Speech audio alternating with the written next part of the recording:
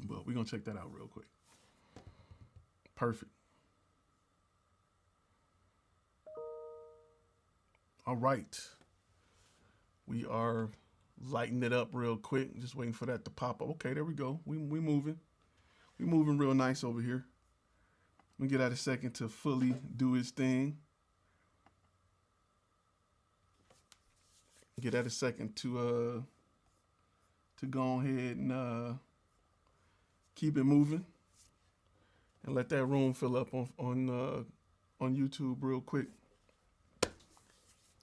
Perfect, perfect.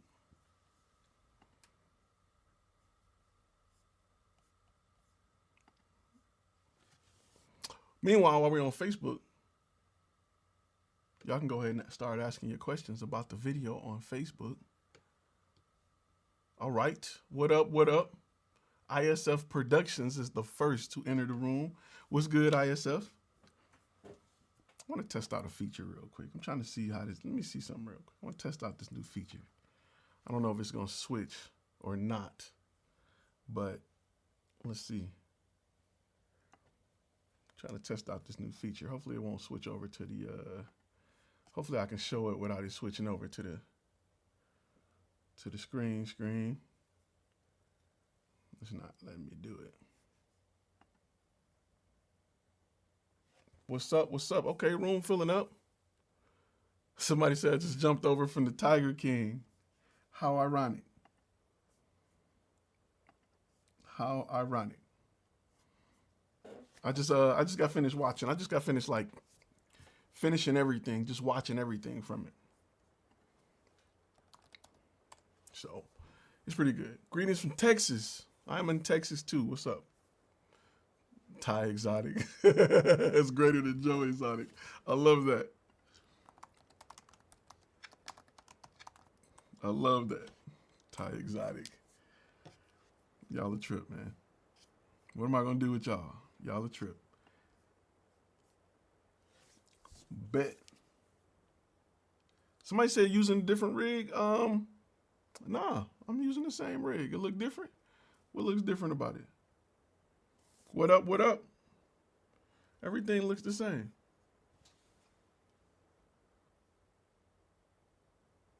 Somebody said, who is this hater that came in and gave it a thumbs down? Ain't that the truth? I get that all the time. That happens. I don't know why. I don't know what's the deal with that. I don't know what's the deal, but it is what it is, fam. I get it all the time. It's weird. I'm trying to see if there's a way for me to plug in certain like chat stuff on the screen. Because there's a way to do it with the restream. Give me 1 second. Let me see. Let me see. So you guys had a chance to check out the video that we posted today. Talking about what are you doing to attract lowballing clients. What do you guys think of that video? What did you guys take away from that particular video?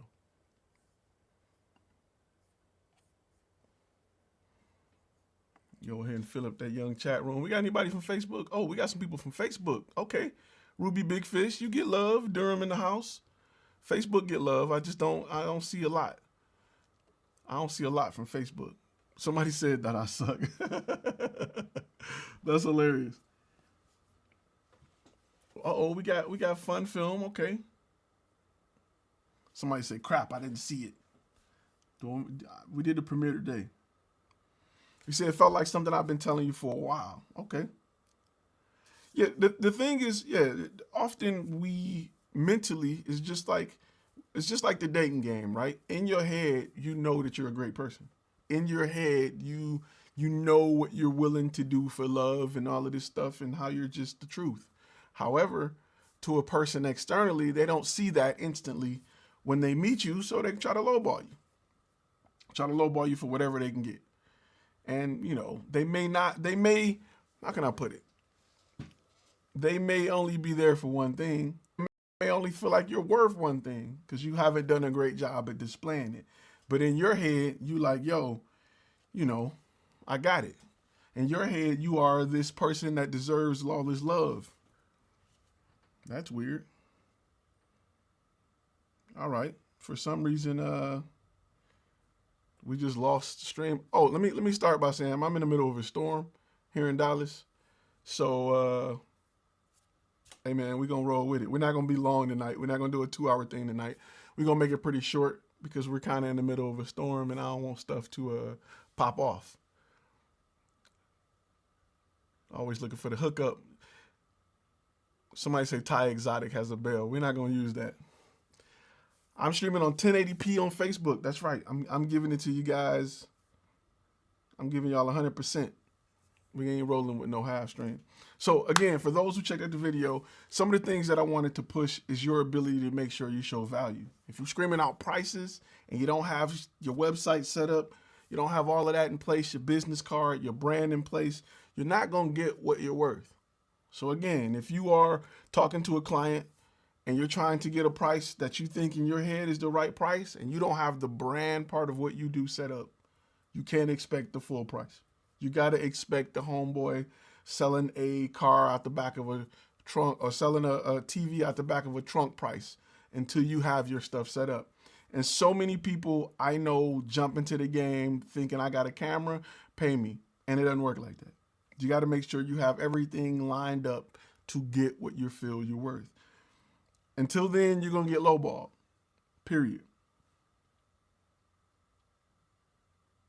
Somebody said, I said Thai erotic, not Thai exotic. We're not even going with Thai erotic. That sounds like it sounds like an adult film star. Somebody once gave me, I'm not going to put their name out there, but they once called me Black Lavender. And I haven't been able to shake that.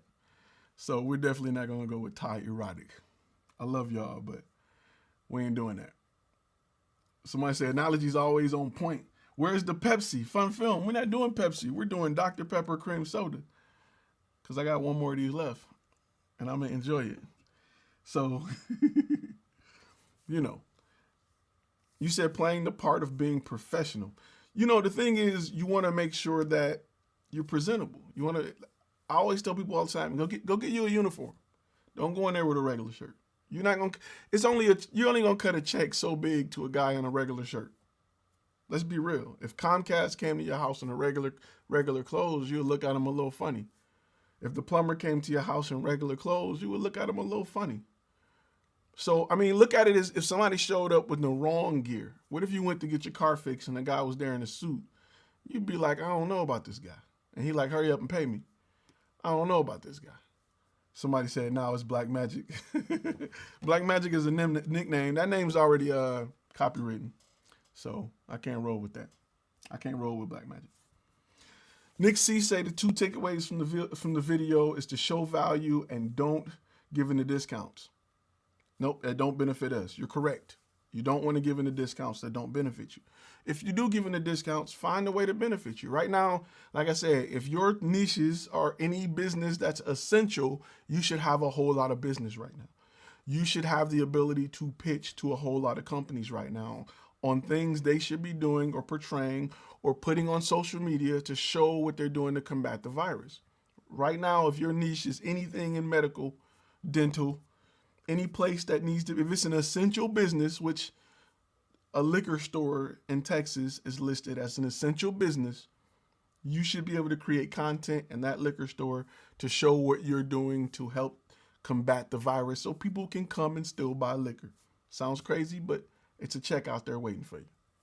Definitely. All right. Corporate gigs are the best. Oh, I missed that whole question. It just popped up quick. He said, I love the videos that tell me what not to do. I can handle the rest after that. Corporate gigs are the best. They're the best way to go. Everything else low balls anyway. I agree. Companies have bigger checks. They got bigger pockets. They got deeper pockets. So companies are who you really want to go with. Let's see. We got some new tech right here. Let's see if we're going to get this to work. Boom. Let's see. Nope. So we can definitely, you know, that's definitely the way to go. You like that? That's pretty dope. It took me some time to get that right, but now that we got it, cool. So Let me look at another question here. Just finished the medical. Somebody said just finished a medical video about it. Yep. ISF Productions. Tell me about where are you located? First of all, let's go there. Where are you located? ISF. Where are you located? Tell me about where you're located, just so cats can understand that it's still business out here. Somebody said Ty getting fancy. You know, I'm trying to get a little fancy with the graphics. Trying to get a little, just a little fancy. ISF say he just finished he just finished working with a medical video that's pretty much talking about. He's in Memphis. He's in Memphis. What's up, Ty? What are your thoughts and services like on Thumbtack for new business leads? Thumbtack is dope if you know how to use it. I built the early stages of my company off Thumbtack. Thumbtack is, if you know how to use it, you can do 6 figures on Thumbtack alone. Okay, Amber, I see the thumbs up, the quadruple likes. So yeah, Thumbtack, if you know how to use it, now it's changed over time. I used to be a top seller on Thumbtack. Like I used to sell so much that when Thumbtack needed content, they would come to me. When they wanted to talk about changes to the site, they would call me up. When they had a conference here, when they worked with Amazon, they called me out to speak at it. And it was really about growing your business, especially as a veteran using Thumbtack, because I think they use Amazon servers. So it was kind of a conference speaking about that, and I enjoyed it. It was cool. It was a good way to network and talk to other veterans and other business owners who are looking to build their business. And you know, Thumbtack was cool. There's some changes they've made that I'm not crazy about. You have to really be on it for Thumbtack. You have to really be on it for Thumbtack. So it's just a little different than it used to be. Okay, Amber, I see you. I see you again with the quadruple. Okay, you still doing it. It's cool. It's all good. So Thumbtack is just, like I said, it's tricky. You have to have, you got to show value on Thumbtack. You got to have really good copyright. You can't have on Thumbtack because the competition is fierce. Competition is fast. You have to have, I tell people all the time, it's good to go with pre-written copy. It's good to invest in your profile and then have a website to show value. If you are half-stepping with Thumbtack, you won't make it anymore. It's not what it used to be. They said call them back and tell them to stop charging us for everything. They actually got a lot better than what they used to do. They used to charge for everything. At least now you can get your money back if people don't reply to you. Now you can at least be like, yo, they ain't even say nothing. Give me my bread back. Back in the day, it was hit or miss. So you had to kind of get at them a little bit. So that's just something that's just, you know, you got to be good. You got to take advantage of leads. If I get in front of 10 people, you got to be able to close 10. Right now, if you only have the ability to close 20 out of 200, you're not going to survive on Thumbtack. You need to be able to close 1 to 2 out of 10. And that takes you building up the value in your brand. It takes you having a bunch of reviews. So if you don't have the value behind it, people won't mess with you and you'll spend money on the lead. Technically, it's the same thing happens when you advertise on Google.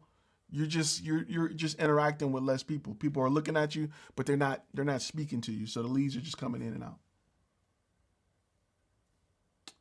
There's a lot of competition in my area. They've gotten greedy now, and they want you to have it set up right. They've always been greedy. They used to have it where only 5 people can pitch to a client. And I would win 98% of the time. If you like me in a room with 4 other companies, I can show value better than 4 other companies. Now, the other companies may have better portfolios than me, not as far as how the portfolio is built, but on maybe images or quality. Maybe in the beginning, probably not as much now, but because I knew how to pitch value and I knew how to sell, and my company was set up to look like, hey, I'm getting this huge company with a team of content creators shooting on cinema level cameras for a price that's in the middle or maybe the most expensive, I'm going to go with them. And I used to kick butt all the time. Autoresponders don't kill you if you have them set up. Autoresponders don't kill you if you know how to, like, think about it. So there's a way to walk somebody down the path. You know what I'm saying? Like, I'm trying to give an example. If they're on there and they're looking for corporate event photography, if your autoresponder is a question that talks about, hey, tell me a little bit more about your event, or hey, is your event indoors or outdoors? Like that'll be my first question. Naturally, somebody gonna respond with, oh, it's indoors. And then I'll have a follow-up response to that.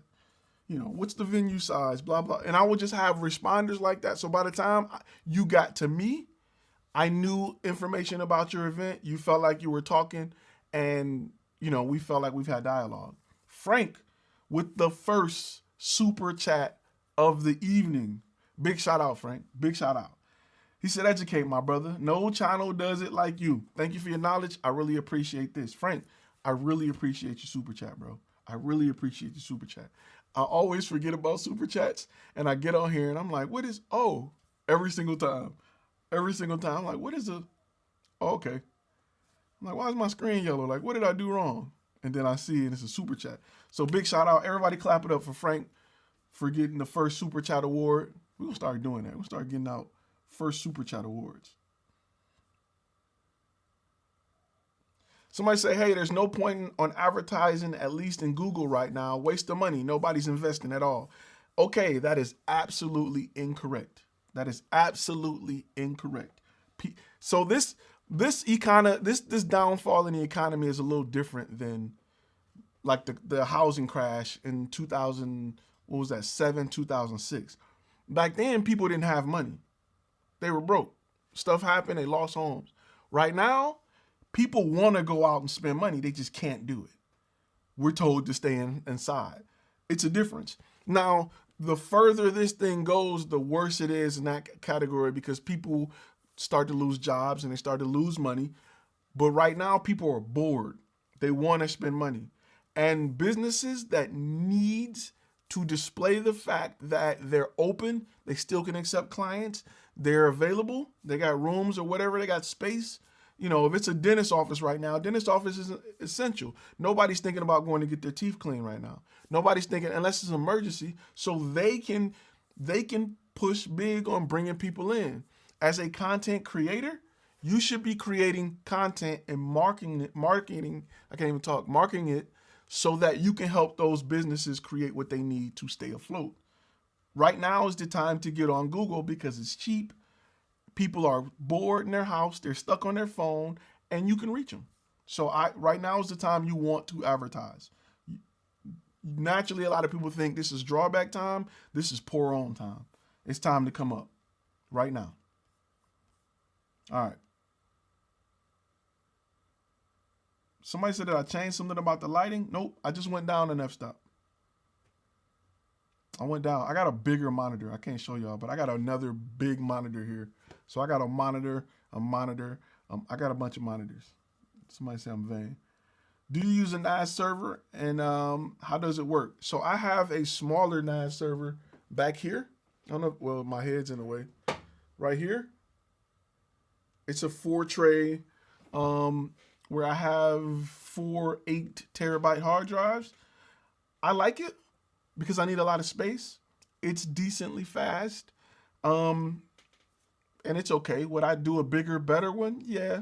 At some point, I'd do a 100-terabyte one that all the guys on YouTube seem to do when they start making $1 million on YouTube. And they're buying, I was watching one the other day, a guy did a 10 bay, 16-terabyte NAS server. And each drive was like $600. And he had 10 of them. And then he was like, oh, I keep a few spare ones in case one go bad. And then he had a shelf with another like 6 hard drives on it. And I was like, yeah, that's pretty dope.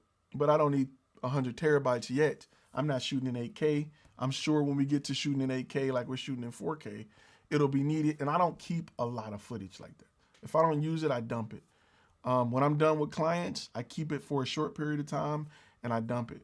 I just don't hold on to it like that. Unless it's something that I deem is important that I will use in the future.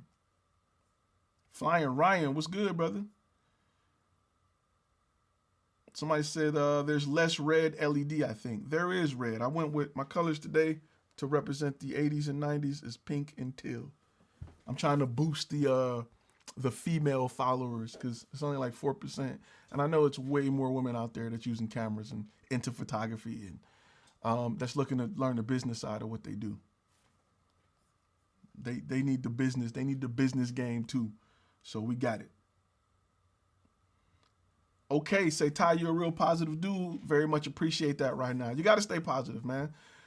You know, life is going to be a roller coaster. You can't be down all the time. You got to stay positive. This is a fun industry. This is a fun field. If you love this, you just got to find ways to feed your family while you do it. Elijah with the super chat. Big shout out to that. Appreciate you. He didn't even ask a question. He was just like, I'm going to hit you in the head with a 20. ISF Productions say Ty trying to appeal to the young tenders. No. These colors are 80s and 90s. The young tenders won't know nothing about this. Nothing about this right here.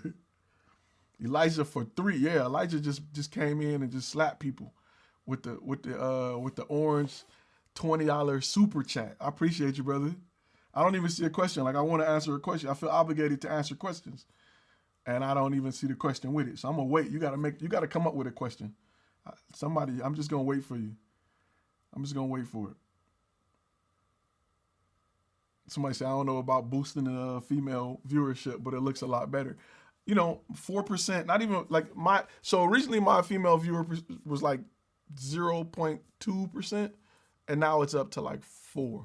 And I mean, let's be real. The reason for me to even worry about that is because we need more females in this industry. Like I try to hire females, and I've hired females to shoot, like Rachel shoot with us. And I just like to have different perspectives on filming. You know what I'm saying? Like I had a shoot not too long ago where we did an interior design promo video. And there was just things she seen that I didn't see. You know, there's females can help other females like, hey, your hair is, and I don't even like bro, I didn't even notice that stuff. I'm like, okay, film, let's go. And they're like, her hair is not, but it's good to have people who see things you don't see. Which one is your go-to, DaVinci Resolve or Premiere? Even though I hate Premiere's subscription model and how they treat their contracts like gym memberships. DaVinci Resolve all day. DaVinci Resolve all day. You are going to, it's inevitable. Like their color game is too strong. Somebody said, I either want the Blackmagic 4K or got to target the big ballers. Ty keep empowering me each time. Come on into the Blackmagic. I seen some used. I seen one used for about $1,000. You know. Amber, you can't apply. We're all maxed out. Flashfulmedia.com, if you'll see it pop up for careers if we ever have some open spots. Resolve is the future, definitely. Somebody said we're looking into getting a second camera. Currently shooting with an A7S III. What do you think about the A6600 as my second camera? John, you can't go wrong with the A6600. I used to have an A6500. I loved it. The only thing I hated was the batteries, which they address on the 6600. And seeing your first camera is the A7 III, you won't have a problem matching color. You can't lose with that. You cannot lose with that, my friend. There is I'm trying to see, give me a second.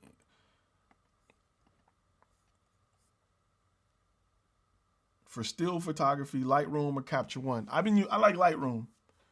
I've worked with Capture One a little bit. I just can't get into it yet. Not yet. Nobody has taken over the Lightroom crown for me yet. Should I buy a 700 course to learn this month? Or should I wait for your masterclass? The 700 course has videos and tutorials, color correction. See, I'm doing business.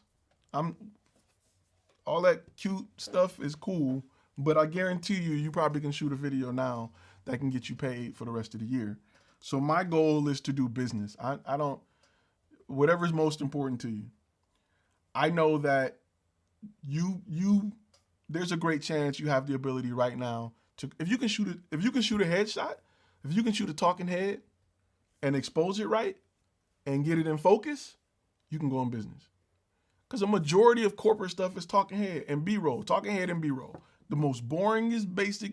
People go way above and beyond trying to be this great cinematic master filmmaker just to sit in somebody's office and shoot a talking head and get boring slider B-roll and make their money. So it's pointless to go, you know what I'm saying, to go crazy beyond what you need to make money, to learn the business side of it. You just went out and bought a $1,000 funny car to drag race with some go-karts. Like, you just overkill, because you really just need to focus on shooting really good B-roll and shooting really good talking heads, worrying about skin tones. And that's it. I'm not saying that the other stuff is not needed, but those are the two things you need to focus on to put yourself in a position to make 50, 60, 70, 100,000. The rest is cool. It's a lot of struggling filmmakers right now that are doing a lot to be filmmakers, just to go on whatever, website and ask for help and people to chip in and get money just to put out a film and still be broke. I've been there. I've done it. I'm not doing it again.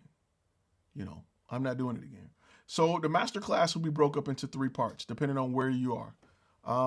We're getting ready. We'll get more into it. But there's going to be 3 parts, depending on where you are in business. 1 is to establish it, to get it ready for people that need to know how to do the taxes, come up with the name. There's 1 about running it, how to get it running, how to, just a list of systems and processes. And then there's 1 for people who have a company that's running. You got it running good. You want to take it to the next level. You want to do marketing. You want to go into that level. So there's going to be 3 parts. So you ain't got to be like, okay, you can say, hey, give me everything. You can say, give me 1, not the other. It's going to be broken down like that. Had a client refuse pay today due to the virus. They say they got to delay it due to their plan. Is that legal?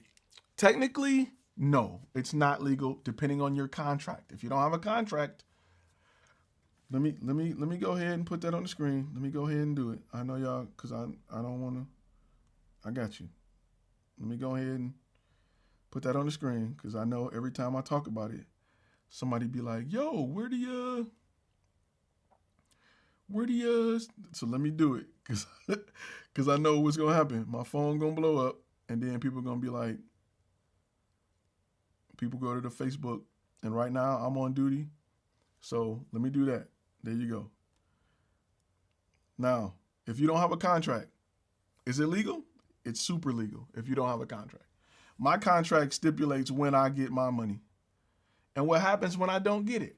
Now, I can be nice. I got a client right now that's like, look, I just don't have the money. And you know what's crazy? This client was a dick to me. This client was a complete butthole. Like, this lady was just the worst of clients. And I'm like, after all this barking, now you need my help? Because of my contract, I can be like, what Jay-Z say? Screw you, pay me? He didn't use that word, but I could say that without a doubt. I can be like, run it. And every day you don't run it, the price is going to go up. And we're going to get to a certain period where I'm just going to delete the file. Like, I'm not going to keep it. I can do that. My contract states that. I can sue her, take her to court, garnish wages, whatever. I'm not going to do that. I'm a nice guy sometimes. So me saying, hey, even though you were a pain in my butt, I'm a cool guy. I'm going to let you. If I was hurting, then yeah, I would be like, let's go. But I'm going to be cool. I'm going to breathe. Maybe this karma will come back to me, and I'm going to make sure you're good. What's this platform and you were around when I transitioned out of the Army? I tried photography and videography in '96, but it was hard getting started in Central Texas, Ruby says. I can agree. 96 was a hard time. It's getting easier as we go, right? So I look at the curve in photography and videography and content creation like I did the curve in websites, right? In the 90s, people was like, yeah, it's cool to have a website. If you're a business and you had a website, you were ahead of the trend. It was a nice thing to have, right? Now it's a necessity. Nobody does business without a website. You got to have a website. People are making money off their website. They're living off their website. With social media, people need content for social media. Right now is the age where they're like, it's nice to have it. Most people got it, but they don't understand how valuable it is and how much they need it. Over time, they're going to really understand how much they need it, how much content they need. That's why I tell you, don't worry about the guy next to you, because there's going to be so much food that you're going to get full, pass out, go to sleep, and people still going to be eating. It's going to be so much that you're not going to be worried about the guy next to you and who else eating. You're going to have more than enough food. Trust me. So, it's just something to think about. Don't be worried about the guy next to you. He's going to have, it's just so much money out here, it's not even funny. Somebody says, so Ty, did you almost work for Tiger King? Yes, I almost worked for the Tiger King. I ended up turning down to the position. I got a video about it in the member section. If you're in the, hold on, I'm gonna pop this one on here. If you're a member, there's a video explaining everything. Go to the community tab, you'll see it, the whole story. I ain't gonna give it away. But yeah. Somebody said, okay, I'll give them another 2 weeks. I can't guarantee you that things are gonna be better in 2 weeks. Any tips on breaking into Hollywood as an editor? I love shooting corporate and commercials. Those are real money makers, but I would love to edit at least one blockbuster. Okay, so let me answer this question. Let me address this question. So my mentality, and I'm gonna get to you, Marcus. I see your super chat. Thank you. So my mentality on Hollywood is different than most, right? I am a pathfinder. I create my own path. I really don't want to go to Hollywood. I used to want to go to Hollywood so bad. But now the way things work in entertainment, you can just cut out the middleman. I can go straight to Netflix and make my own money. I can go straight to Amazon Prime. I can sell it on Vimeo. Vimeo has a paid version. I can go straight to YouTube, and I don't have to go and be what Hollywood wants me to be. I can start shooting. I can raise money with a website, hire a production company with a website, film my movie, edit it, either pay editors or edit it myself and go straight to Netflix without Hollywood being involved at all. So I'm not going to wait for them to give me an opportunity where I got to go move around light stands and hold up lights and go fetch coffee for 20 years for me to even get looked at, when I can start it now and build something so they'll come looking for me. That's just my opinion. I'm not going the Hollywood route where you're going to be moving Apple boxes and crates and all of that stuff. That's just not my way of doing it. I'd rather create something. And I'm going to give you an example of a person who didn't go the Hollywood route. Tyler Perry didn't go the Hollywood route. He went a different route. Now he owns everything. He has equity. And you see, because he didn't go Hollywood route, he building studios where actors who've been acting for 50 years are still begging to get paid. You know what I'm saying? He built a studio. He owns everything. That's the route I want to go. All right, my bad. That's my tangent on Hollywood. Marcus, good looking out again on the super chat. Can you talk about the contents that bring in new customers for business and how to create it? Well, this is based on your niche, right? If your niche is, let's say you do MMA video, right? The new content that's going to bring people in the door are commercials that addresses that ideal client, a owner of a dojo, right? So my commercial, my demo reel, the videos on my website, because that's my niche, is only going to be directed at that one person. If you look at the video I launched today, it tells you, hey, there's not one dance. There's very few dances that you can do that your grandmama and your daughter are going to respect. They're just two different people. Grandma like slow dance, daughter like pop, lock it, and drop it.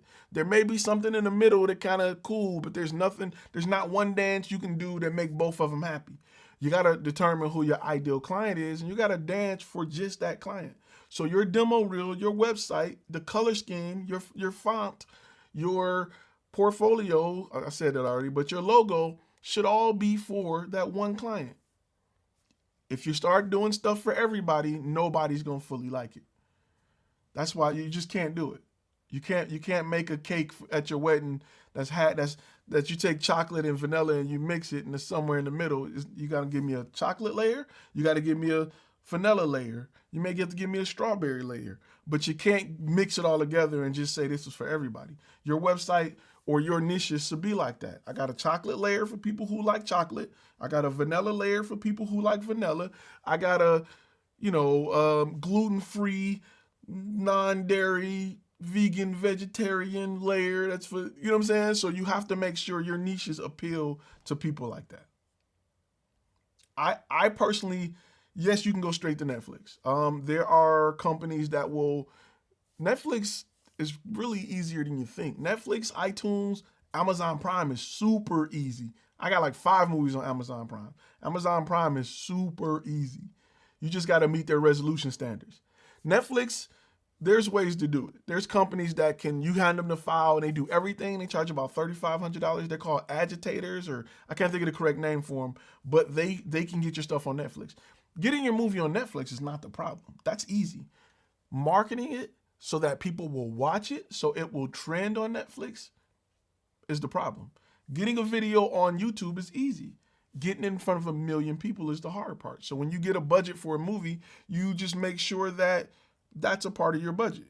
And if it's not, you're going to be jacked. You just got to make sure that that's just how things go. And that's important. So that's something that you got to think about when you want to get your movie. Young Blaze, good looking out on the super chat, brother.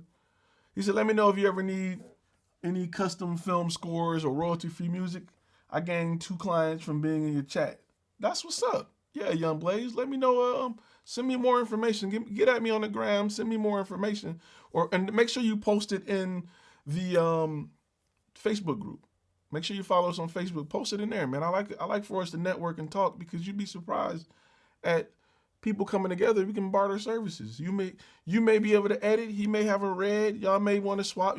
There's no telling of how people can, help each other. Somebody said Amazon Prime pay pennies. They all pay pennies. They all pay pennies. The thing is to get your video, your movie in front of 1 million people so you can get a trillion pennies. iTunes pays pennies. They pay pennies. Anytime people pay a subscription to watch or listen to your stuff, you're going to make pennies. That's just the way things are now. If you sell it, it's not like it used to be where you can sell an album for $15. The record store would buy it for $10, make their $7 or $8 off of it. The record label, would spend $1, or let's say they spend $2 out of that $10 to print the CD and to ship it, and they're taking home $8, and they would give you, artists still were only making $50 an album or 50 cents an album. The record label was making the other $6, and that's how things went. But because things are digital now, and there is no cost for shipping, printing, none of that, the cost is cheaper for you as a consumer, but you're splitting pennies. So if you got an album on Spotify and they get 1 spin, I don't even think you get a penny. You get like 1/4 a penny per play. It's just that Drake is getting 62 million plays a week, and that's adding up to $20,000, $30,000, $40,000, if not more. So with anything, you're going to get pennies unless you outright sell the video, and those are going away. Nobody's renting the videos anymore. People aren't buying movies like they used to. Pay-per-view, you can get a lot of money, but it's just not happening like it used to. You're going to get pennies. But the cost, think about it. 20 years ago, if I had a movie, if I gathered money to shoot a movie, I still had to pay to get DVDs pressed. I still had to pay for cover art. I still had to pay for shipping. I still had to negotiate with Best Buy to get it in the stores. Best Buy say, cool, we'll carry your little cheap movie. But guess what? We need 300,000 copies for us to even put it on our shelves. Now I got to go pay for 300,000 copies out of my pocket in hopes that when we send the first 100,000, that Best Buy will buy the second 100,000. You know what I mean? So now it's all digital. I can go shoot a movie right now, edit it, and have it on Amazon Prime by Monday morning, making money. It's just that easy. So those are things that you got to keep in mind that's changed in the industry between just 10 years ago. 10 years ago. If you wanted to, even right now, if you want to go the Blu-ray route right now, you still got to have upfront money. What tripod do I recommend? It depends, Black Magic. It depends on what size camera you got. Don't put your investment on a cheap tripod. I learned that the hard way. I dove and caught my camera one time on some rocks, and I felt it. Don't put your camera on a cheap tripod. You got to know that. Somebody said you got to make cinematic B-roll of apple boxes and coffee to get in Hollywood. They won't even let you touch a camera while you're fetching coffee and apple. Listen, there are some people that want that respect from that area. I would love to win an Oscar. If I had to win an Oscar, I'd cry like a baby. But there's other ways of doing it now. You don't have to do it like the last guy do it. That's why I hate when I hear rappers like, you ever hear rappers and their story is always, I sold drugs, I came up in a single family home, my mama wasn't there, my daddy was gone, I had a rough life, I sold drugs. Like, I'm tired of that story, bro. Give me a new story. Like, that story played to me. Like, come on now. Everybody did that. How are you, I was a drug kingpin at 16. My man's got locked up. Like, come on, man, try again. Give me something a little more original. I've seen that movie before. You know what I'm saying? So you just got to find a way to do different things. How do you promote a movie once it's on Amazon and Netflix? The same way you would promote it anywhere. You would get a trailer. You would either pay to get it on TV, pay to get it on YouTube, do billboards. You would promote it just like you would promote your business right now. That's how you would promote it. Get a trailer and push it. Get in front of audiences that like it. That's how you would do it. Hey, I'm from the UK. It's like 2 a.m. over here. I was wondering what laptop you recommend for heavy editing. What's up, UK? I'm sorry y'all up so late. I'll keep that in mind and maybe go a little earlier. I'm an Apple guy. I'm a diehard Apple guy. So that's just what I prefer. I'm not saying you can't get it done. You can get it done with anything that's decent, but I'm just an Apple guy. I just like Apples. So I like MacBook Pros. Max it out at about $4,000, $5,000, $6,000 if you got it. If not, listen, you can get a MacBook Pro from probably about 3.5 years old that'll still get the job done. That's just me. I like to go Apple Pro. We got another super chat from Matrix Photo Design, my brother from another mother who is a honorary member here, just like Fun Film, who I see every chat. I want to thank y'all, man. I want to thank my regulars. I love y'all. I appreciate y'all. He said, I got your new contract. What's the difference between a non-refundable retainer and a regular contract? I'm glad you asked that, buddy. Let me crack my Dr. Pepper. Today's been brought to you by Dr. Pepper Cream Soda. They haven't cut me a check, but it's really good. So I'm going to take a swig of this and we're going to get to it. Okay. I'm about to knock over my drink. Okay. Big difference. Non-refundable retainer is what you would need right now to protect your assets and your bread. You can combine contracts, because I like to combine multiple contracts. If I'm doing multiple jobs, I combine multiple contracts. So a regular contract protects you from things that happens on site. They may protect you from, if you got a drone photography, you're doing drone aerial photography with a drone and the wind blow your drone into a window and the window break, who's responsible for that? Not me, because the wind did it. Now, if they can prove that you were recklessly driving, or what's my guy on here that like to shoot first person view with the drone and fly around? Is it Flying Ryan? If you crash into it, or if the wind pushes your drone into the glass and it breaks, you're not responsible for it as you shouldn't be. It's an act of God. That ain't anybody there would have had that situation, right? So the contract protects you from being worried about that. The non-refundable retainer protects the initial amount that they pay. So let's say you get a $5,000 job. I get 50% up front. That's just how I do business. I'm not touching it we can't even talk that much on the phone unless I get 50% up front. With that 50% up front, then we can talk. So a non-refundable retainer allows you it tells the client that it's not refundable. You're giving me this dollar amount for me to hold this particular date. What's great about it is it protects you from clients that are wishy-washy, clients who are undecided, clients who say, I just want to move the date just because I can and it don't cost me nothing to do it. Or clients that peace out on you. It protects you from that. And it makes it so, let's say if you do a non-refundable retainer and you're a wedding photography and the wedding is in September and the couple been quarantined for 4 weeks and they realize, I don't even like you, man. Why am I with you? And they say, we canceling this wedding.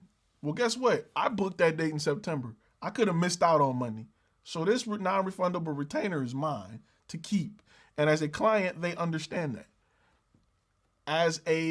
With a deposit, let's say you just take a deposit, they can get that money back. You SOL. So now them 10 customers that wanted to book on that date that you already booked and got a deposit for, they go on and book somewhere else, and now you really jacked up because you got to get their money back, and now you got to open Saturday on your calendar. Where if you would have had a non-refundable retainer, the client would have understood that this is to hold that date. If I don't move forward, it's gone. What pack is that, Ty? So that is if you already purchased the contract pack, which went from 23 contracts to 25 because we just added the 2, you get that for free, but that's the non-refundable retainer. I got a graphic for that too. I got y'all today. Hold up. I got y'all today. Let me put that on there because whenever I show it and do this, I get less messages. So boom, there you go. There you go. Alexandra. Let me say it right today. I want you to beat me up this time. So how much information do you give out pretty much before you secure a client? So I like to let the client know that I know what I'm talking about and I know what I'm doing. I like to let the client know that. You see the delay real quick? That's the delay I'm dealing with. So now y'all can see it. So there's certain things I do. So let's say we talk about, let's say a client want to shoot a commercial, right? Before I tell them the process of what's going to happen, and my process usually have, hey, we're going to sit down with you, we're going to figure it out. Before we start to really look at what they're talking about, I don't do none of that because I have a questionnaire that I send out to get their information. Before I even get to that point, we have to secure it because I don't want to put my writers and stuff to work and we haven't secured it. Matrix photo design. See, I thought your contracts had that. So the contracts they cover each individual type of job. So it may just cover information on, it's not the deposit, not the money portion. It'll talk about the fees that are collected for the job, but not to secure the deposit. The non-refundable retainer talks about the deposit, the first initial payment. And like I said, I stack the contracts together because I do multiple things for multiple people, or I have multiple jobs for the same client. Somebody say we need some 80s graphics now that you spoiled us with that for your last member video. Yo, I love the doggone 80s VHS graphics. I try not to overuse it because it's kind of my thing. How do you get these contracts? These contracts are available on Flash Film Academy. I will post a link in the description, not in the description, I'm going to post it in here in the chat room. Let me go ahead and pull that up for you. Because if you use that coupon code that's on the screen, I'm about to take it off. It's like, no, I'm joking. Then you'll have a discount. Where's it at? Boom, there you go. There it is. I'll post it one more time. All right.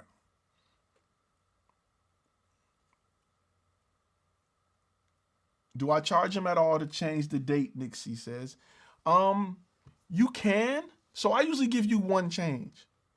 If you're a wedding, if you change your date more than once at a wedding, something ain't right, fam. That's just, something ain't right. You know what I'm saying? Like, I don't know about y'all. Like, y'all need to go to a courthouse.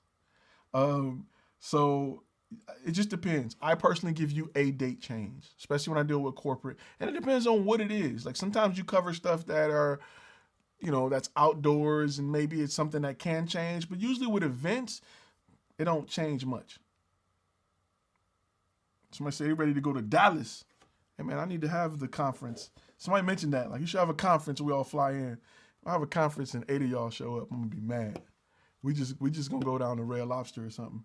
We're not going to have, like, a big old, like, hotel room. Not a hotel, like a conference room. I'm on stage and there's 8 people there. No, I ain't doing that. We're going down to Red Lobster and we're just gonna get a table. We're going to Olive Garden and we're just gonna get a table. Have you ever had to sue a client or have gotten sued? Yeah, I had a client try to sue me before, but I had a contract. I had a client try to sue me. Listen to this, what happened. I'm gonna explain what happened. No, you know what? Should I say that for the member section? So I had a client try to sue me because they kept changing stuff. And after a while, I was like, nope, I'm not changing it. Y'all signed the contract. I was nice the first 3 times. In my contract, it states that you have 2 changes. We're on change number 4. And they got mad. Like, well, I ain't doing business with you then. Well, refund me my money back. And I blah, blah. I was like, nope. We can. And I usually, when you got a contract, I just remain calm and be like, hey, we can continue to do this shoot or we can not. You let me know. You have a great day. I like to, when people heat it, I like to just remain calm. Like, yes, and thank you. Amber say, I love the Olive Garden. Members only. Yeah, I got you, Steven. I'm gonna go into detail on that, members only. That's gonna be on the next Ty's Tale. I'm telling you, I got a bunch of them.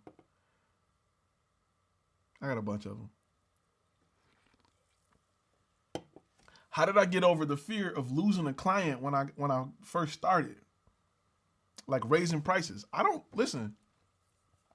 care about losing clients.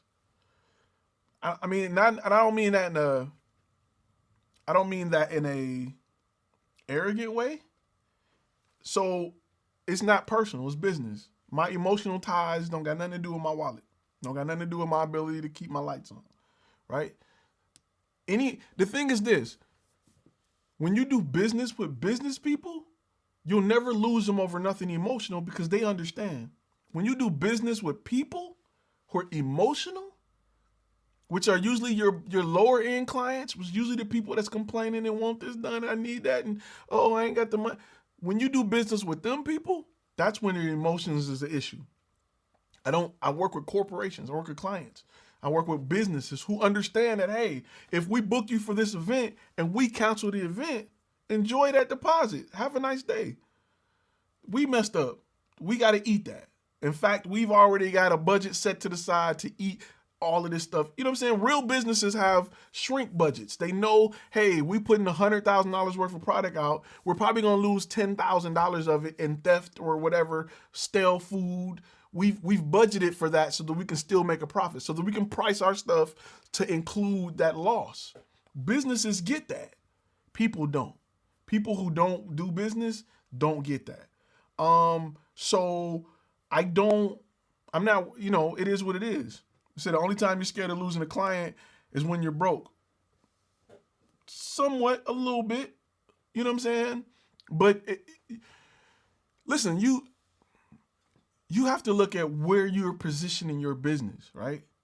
So if you are, what's the name of that insurance company with the sergeant, the little, the general, right? The general positioned his business to go after, I'm not gonna say bottom feeders, but to go after people who have had DUIs and speeding tickets, right? So their price usually reflects that.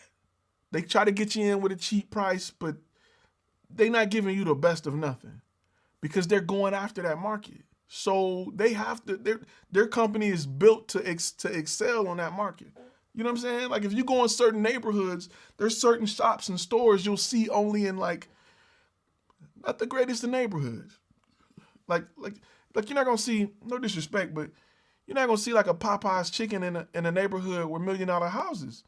You're just not gonna see that. You're not gonna see check cashing places and neighborhoods with really big, nice houses because they can't survive there. So they've built a business that can survive with that type of clientele, and they go after that type of clientele. That doesn't make them predators.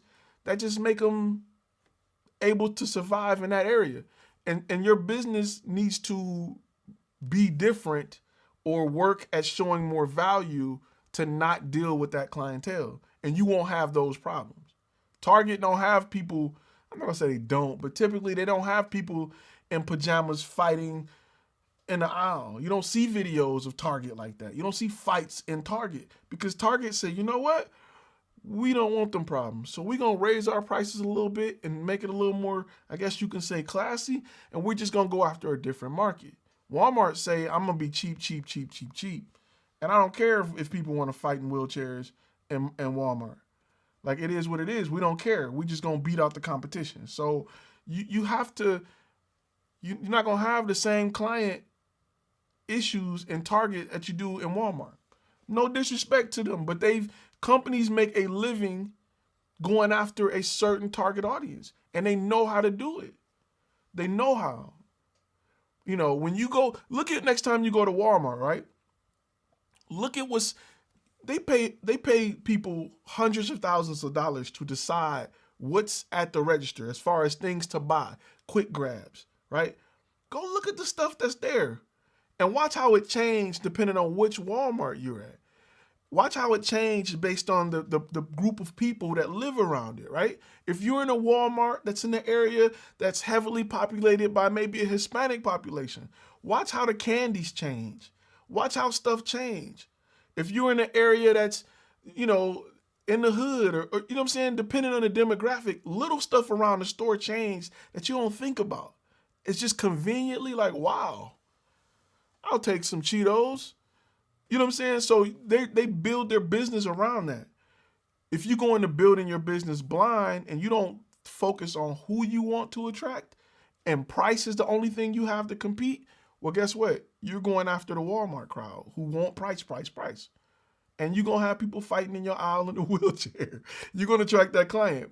It is what it is. Demographic is everything when it comes to your audience is typically your location. Deck shooters cinematography. Hey man, I want to say thank you for the big super chat, the orange box out here. Alexandra wants seafood boils and this mess. Y'all over here in New Orleans make it happen. Hey, I mean, you know, we can do. I don't know if y'all got razzoos out there. It's Cajun seafood. I love razzoos. Razzoos may be the spot if it's only 8 of us. I don't know. Alexandra just wants some seafood. We got you. We got you. Fun Film say, if you need toilet paper, there's a fight everywhere. That's right. So, I mean, the thing is you have to build your brand to go after the client you want to work with.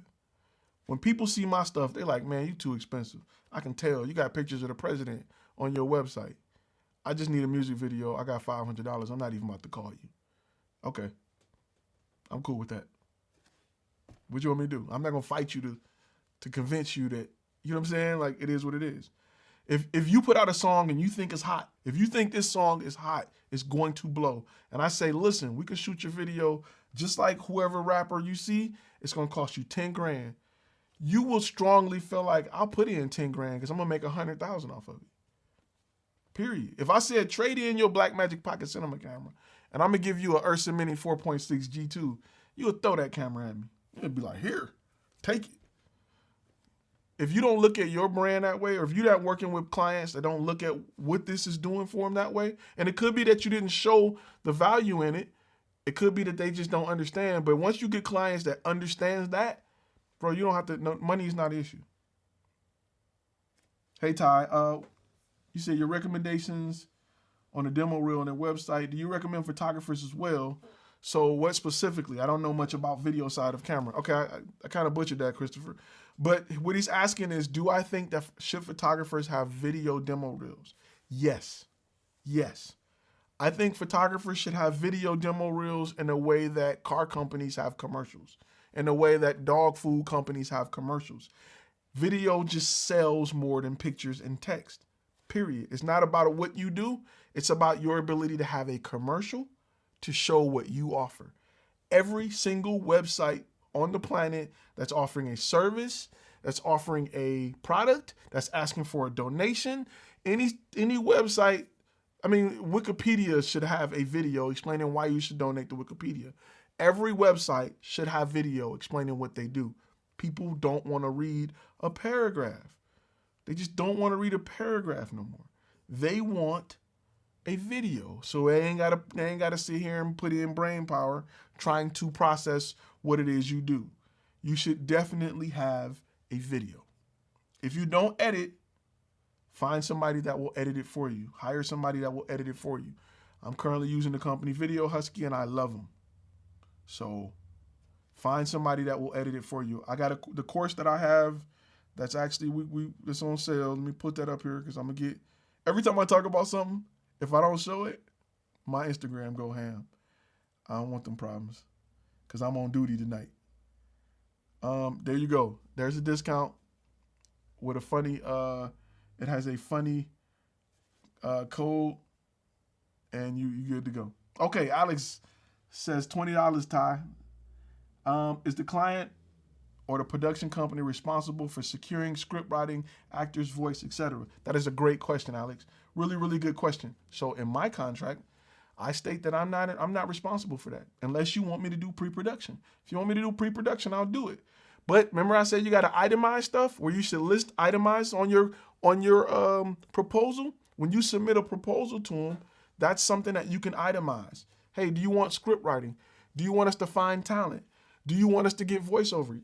Let them check that stuff and make sure it's priced by that. Talent acquisitions. I know I got a group of actors that I work with, right? Go into and I got a quick tip of the week that tells you to go into acting groups. Build you a good 8 to 10 people that you're cool with that can do acting. I know for a fact that I can get an actor on a half-day shoot for $250 off the top of my head. What I would charge the client is probably $350 because I got to find them, I got to get them, it's stuff I got to do. So I know off the top of my head that if you click the check next to actor and it says $350, that's for one actor. If you click 3 actors, then guess what? We're going to triple that. And that's just the relationships that I have. I guarantee you that you can probably get somebody out there for cheaper or free sometimes, but the client needs to pay for it. I got friends of mine that are actors and I like to pay them. I like to make sure they make good money because they're not making $1 million. They're missing a day of work and it needs to be worth more than whatever they would have made at work. Plus, I like to make sure I feed my actors. So that's something that clients can pay for, and you would be surprised at how many clients pay for it. Or you would be surprised at how I like to sell actors like this. And I'll give you this quick, brief situation. Because companies are like, I got a bunch of bartenders. Yeah, you got a bunch of bartenders that know it, but how do they look on camera? Are they convincing on camera? Because what happens is they'll get a bartender and the bartender will be so scared because corporate is now in the local shop and the bartender's like, yes, and we make the best drinks ever. And that looks like crap. And we get an actor and the actor's like, yo, what do I need to say? Legal write it up. And they say it like, hey, welcome to such and such where we do this and do that. And people are blown away at the idea of, having an actor that's just more natural, that's just better on camera. So that's how we usually sell it. And we have clients that every time we work with them, they're like, bring in an actor or bring back this particular actor. I was working with an actor at this one company that I won't name because they work my nerves that I used to work for. The company has the name of the company is A Day of the Week, probably your favorite day of the week. So it was an actor that I hired that worked on training videos, and they liked him so much that they pulled him in to shoot a commercial. So he ended up coming in on training videos, and he did so well that they used him on a national commercial. You know what that did for his career? It did a lot for his career. So those are things that, you can pitch that can add on and grow the ticket price. And I got in the master course and probably in some other videos, we're going to talk about the average ticket price and how to grow the ticket price. Somebody said, Nick C said, if you give me a Atari, Matrix photo design, my guy, what's the best way for a photographer to get into video? When you're going to shoot a photography job, build your portfolio with existing clients. Build your portfolio with existing clients. Because when you go and shoot, they're paying you, you're already there. Shoot a little video, and then they'll bring you on to shoot more video. That's what I would do.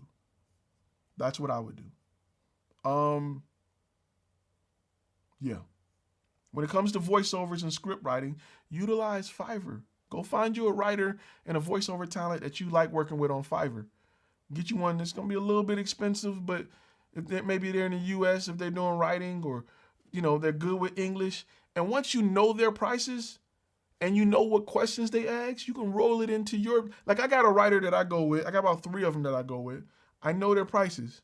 I know off the top of my head, if you're doing 2 pages, the cost to me is about $100. The cost to the client is about $4.99. It's business.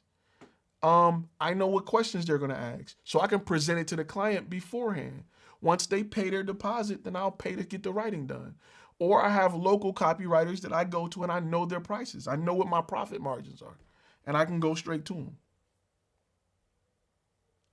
Let's see. So those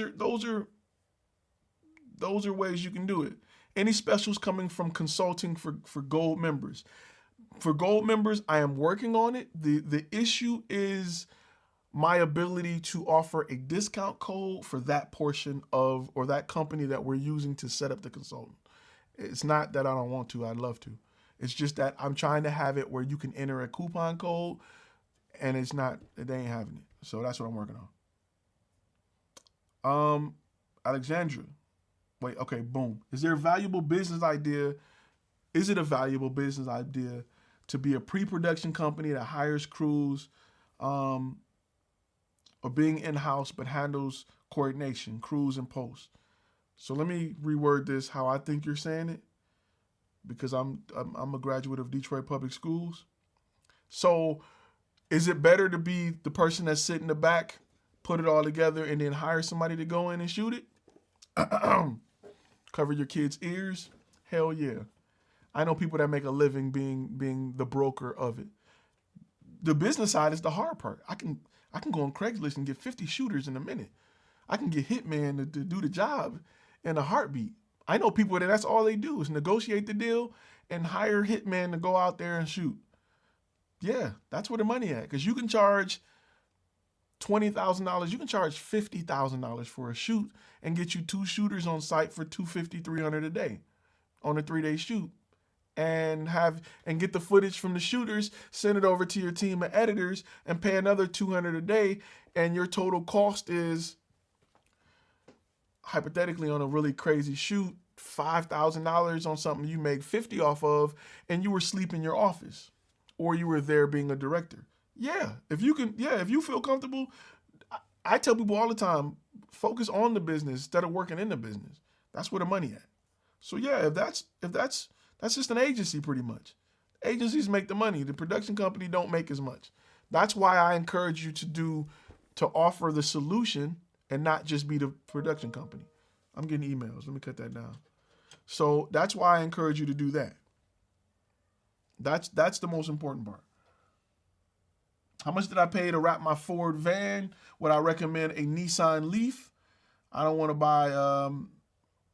buy gas. I'd rather plug it into charging. Nissan Leafs, let me see. I'm from Detroit, so it's all big 3. But I may make an exception. Nissan Leaf, it's cute. You never want somebody to describe you. Nothing as a man is cute. You ever have a girl just like, it's cute? I'd be mad as I don't know what. Listen, if you can fit your gear in that, then that's cool. It looks modern. I do anything besides, I don't know the non-correct, unoffensive term to a van with no windows that's rusted, like the big GMC vans. We have a term for them that's not politically correct.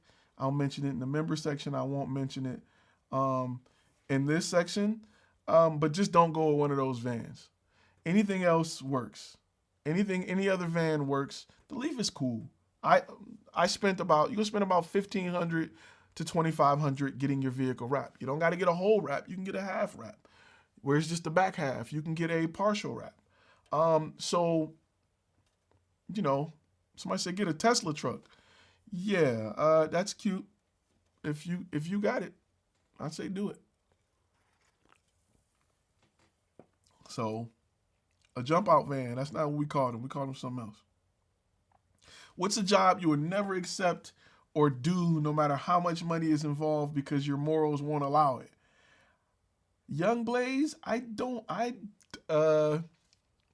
for Al-Qaeda? Working for some terrorist organization? but they probably look at the military like that. So I don't know. Nothing where my life is in serious danger. And I've been hanging out of planes on monkey harnesses for the military. So, somebody say Tiger King. The Tiger King, yeah, the Tiger King was a job that I wouldn't accept. You know, it's business. It's a lot, you know, a Chester van. A Chester van is close. What I'm talking about starts with an R, 4-letter word, but I'm not going to go into it. I really can't answer that question. It would have to be something that is really, really bad. It got to be something where I'm damn near wiping off my camera. Shooting adult films. Young Blaze, if the check clears, I'm there. It depends on what type it is. It depends on what type. Nick C. I think Nick C got it right. Nick C is the winner of the van contest. I have a confession. I may be a booty photographer, just kidding. But I shoot a lot of recap videos of nightlife events such as concerts and parties along with photography. Get Right Media, that is a corporate highlight video. That's just for a nightlife company. So you are not a booty photographer unless there is more than 13 booties in that recap video, or you just have a lot of B-roll. Nick C got it. Adult films. Hey man, if adult films is where it's at. It ain't my thing, but it's where it's at. I got a story with that. Let me write this down. I'm gonna put these stories in the member sections. Members, remind me of that. I got a story about that. We'll talk about that in the member section. All right. Is agency production company the hybrid of what we should be aiming for? Yes. You should offer the solution. You shouldn't just be the camera guy. Being just the camera guy makes no money. Camera guys don't make money. They're like booty photographers. You go apply to a news station and ask them what they're paying camera guys. They're making 30, 40,000 tops. Been there for a long time. Maybe you'll make 60, maybe. You can go shoot video for the NFL because the NFL don't really own a lot of cameras. They have production companies that have contracts with the stadiums that shoot it, and they don't make a lot of money. Those production companies spend tens of millions on equipment. They may spend $1 million a game, if not, I mean, I don't want to think it's that much, maybe $1 million a game on labor. The guys who are back there doing all that, they don't make a lot of money. The good ones make 60. The good ones make 60. If you have a really good production company, you can make that in 2 months. You can make that in 2 months. I'm just keeping it real. So my struggle is trying to figure out file storage. Any tips on workflow and media storage? I don't keep a lot of old footage. I don't hold on to a lot of B-roll. I have about 30 terabytes. You can get a 12 terabyte for fairly cheap now. I have about 30 terabytes that's ongoing. 16 of it is for active content. The other is for the rest. I just don't keep a lot of old stuff unless clients pay me to. You're running out of space because clients haven't paid you and you're holding on to stuff that you shouldn't have to hold on. I mean, I'll tell a client in a heartbeat, bro, you got 6 months. After that, these files are gone. Unless you want to pay me to do it. And I'll charge them the price of a hard drive every single time. Every single time. How important is it to get an LLC? It is extremely important that you get a LLC.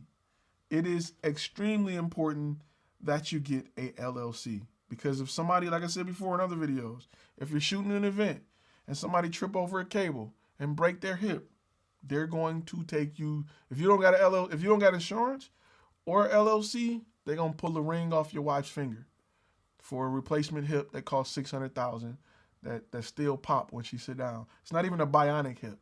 It's an old rusted hip that is going to pop when she sit down. It's her hip's still going to hurt when it rains, and they're coming to take everything. A LLC would prevent that from happening. It will prevent that from happening. So you don't want them problems. Is it freezing up or am I just moving slow? All right. Once the project is complete, you only keep the completed files? Yes.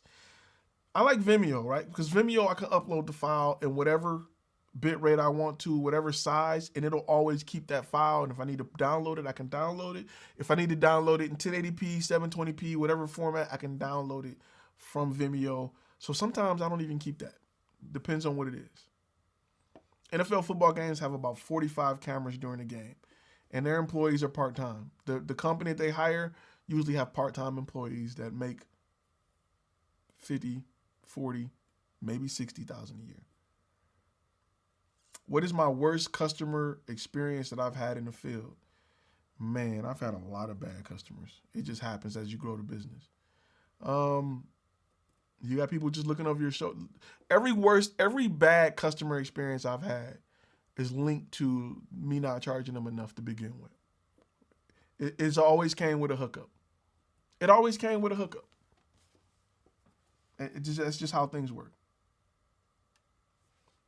Somebody say got to be a booty counter. No problem.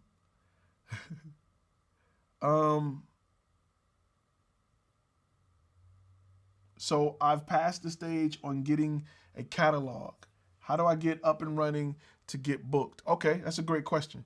Once you've determined what your niche is and you've designed your website, your catalog or portfolio to address them, then you want to get into the easy question, the easy answer to that is Facebook. I mean, not Facebook, it's Google, creating Google ads. That's the easy, boring answer.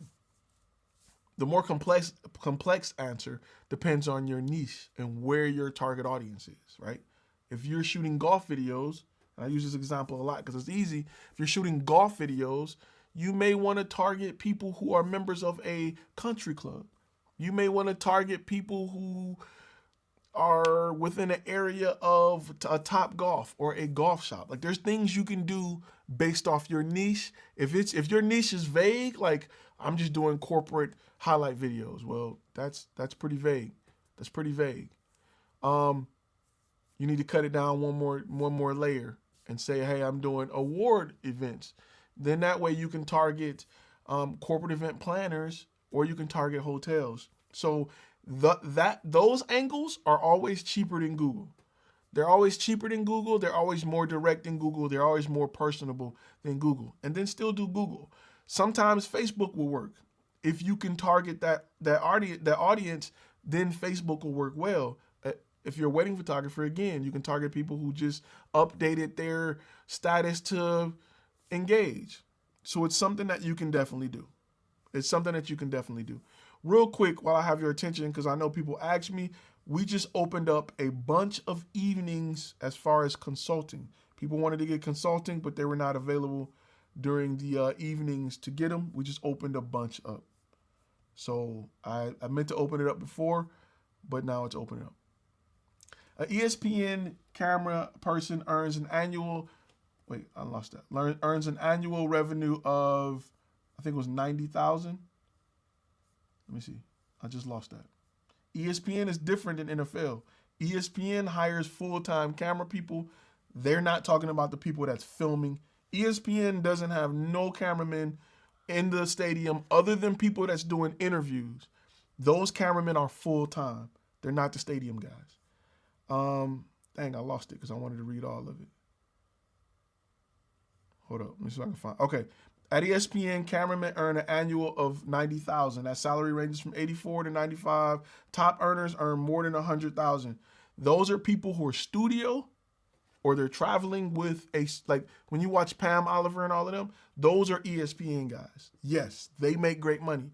ESPN is a smaller company and they don't have a lot of cameramen. They probably have a couple hundred, and that's being generous. Like they used to have a lot, they just slimmed down. And now after the virus situation, they're probably gonna have less because now the average person, you're used to seeing camera phone footage from reporters comfortable at their home. That's another way for them to cut costs. Okay, Michael is our latest silver member that has joined. I know I like to announce them in the videos. Michael just joined our silver member. Everybody clap it up for Michael. Sorry about the late thing. I'm a little behind on questions. Looking at my past video about the SSD solution for Blackmagic 4K and found out that SSD money game has went up. SSDs are they're still kind of cheap. They're still kind of cheap. Look on Craigslist. I see a lot of used like 120 gigs, 512 for like $50 because people are just upgrading and they just want to throw them things out. I got a place for them. I got a place for them. Definitely. I'm going to talk a lot more about bad customer experiences on the membership section. I'm not doing that to be mean to people who aren't members. I just don't want that information very public because we're going to get it in. We're going to get a little raw on there. ESPN is the hardest job to get.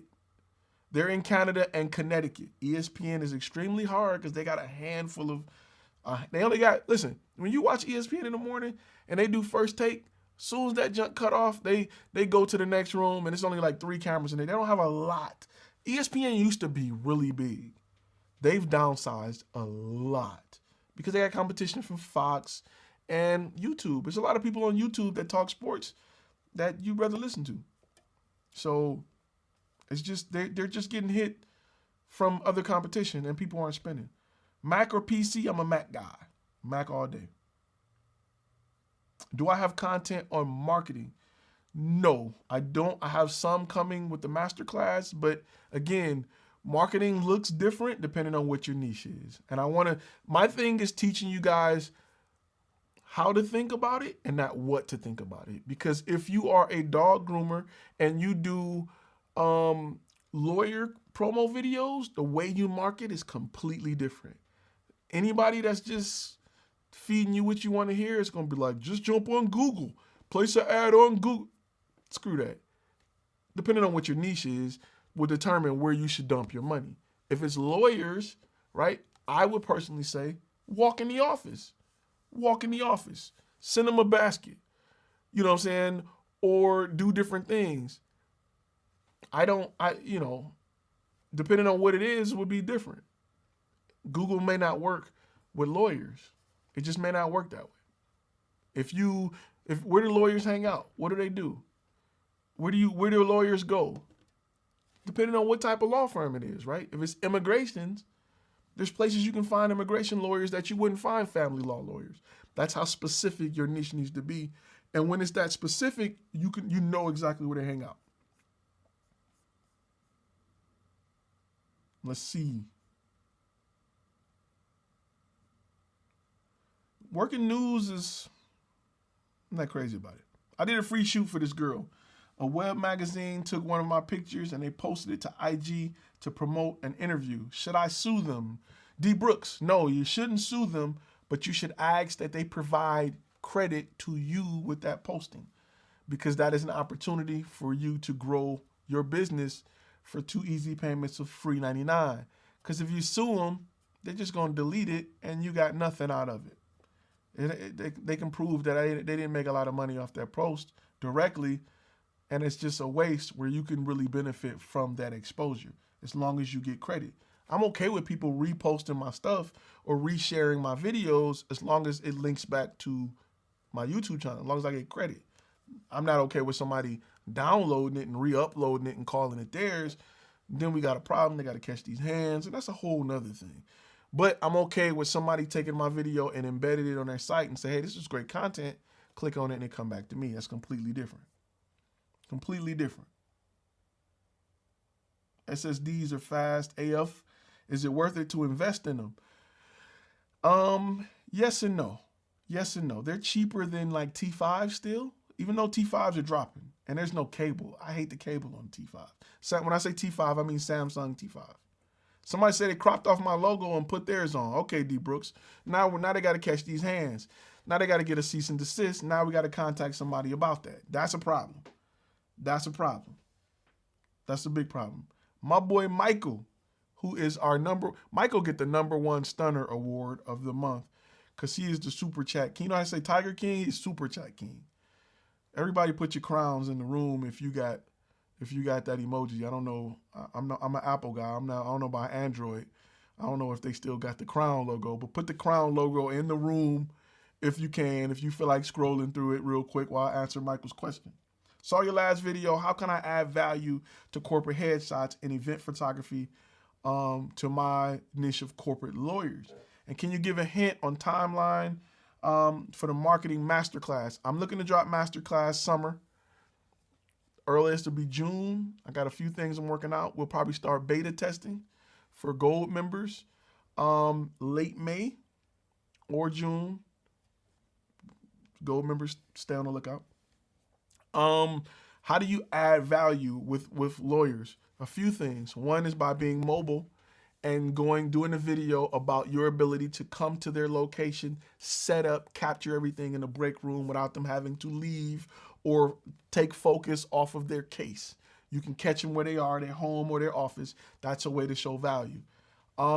Especially if they got like libraries. If not, you may want to buy a backdrop that looks like a library. It looks like books. For lawyers, they love that type of stuff. That's something that you can offer that they can't get from other places. Or if you have a good relationship with an office building, maybe they want to take their picture in a place where it looks like they have this huge building, this huge hallway, and they don't. Those are things you can do to show value. That's just off the top of my head. That's just freestyling. I know for a fact that lawyers want to look bigger than they are. It just shows value on their end. If you can get a hallway and shoot in that hallway, then you're fine. I used to barter a service with a company. It was a building company that rented out offices, and I would maybe exchange photos of their office to have the ability to shoot images there, maybe once or twice a month. Not even in an office, just in a lobby. Those are things I would barter out, and I would get clients. Not only would I get them as a client if they wanted to do like 360 video or images of the building, I would get on their flyer or pamphlet or email that they would send out to everybody that rented a office in their suite. So it worked both ways. So that's an idea that you can definitely do. Okay, we got a few crowns in here. Samsung 860 Evo SSD, that's where it's at. I've never had a dead SSD. I've never had a dead SSD. I like SSDs because they're just cartridges. It remind me of Nintendo tapes. And when you get, when you get the S5, I just hate the cable part of the S5. One time I had my S5 and my Blackmagic, and I went and got a shorter cable. And I was dropping frames, and I was like, why am I dropping frames? It was because your cable is not, Thunderbolt 3.6. Like, yo, bruh, I like to have an SSD. It's plug and play. You get the Nintendo, you blow it, pop that bad boy in, and it's like double dribble. That brought back a lot of memories for some of y'all. All right, somebody said I'm terrible at negotiating. You may want to get a business partner. Are you married? If you're married, you'll get good at negotiating. Trust me.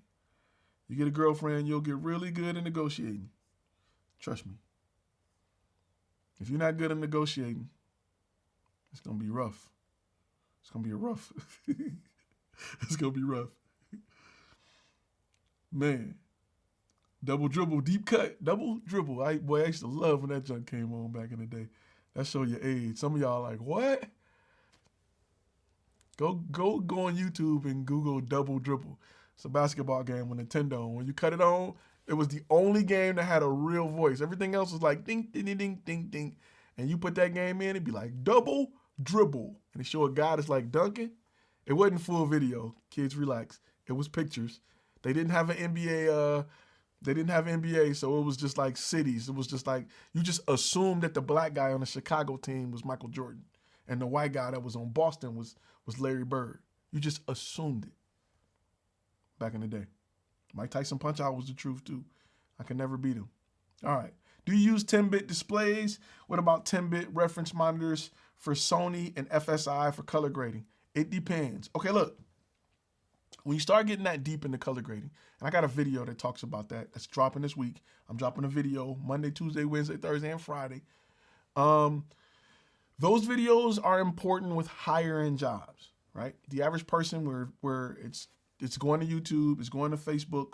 You just have to have enough. You have to have your monitor calibrated enough to produce good skin tones.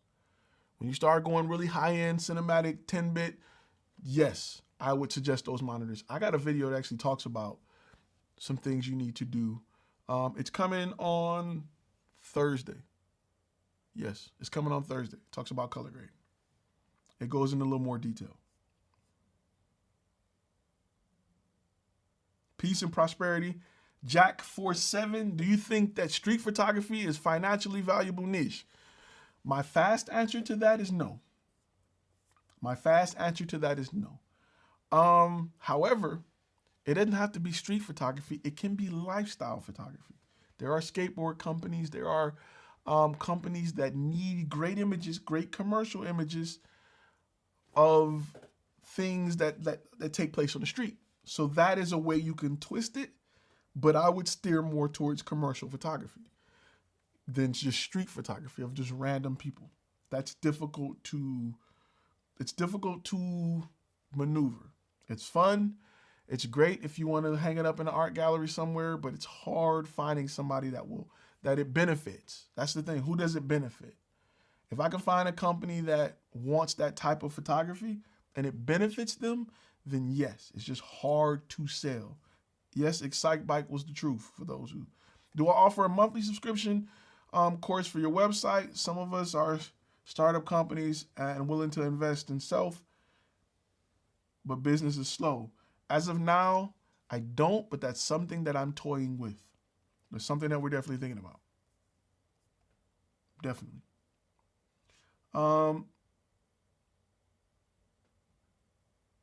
Have a rapper offered to pay you in product? Yeah, I've had that happen before. I ain't about that life no more. I got kids, man. I don't need, that sound real fishy. Like we got him. He's accepted our shipment.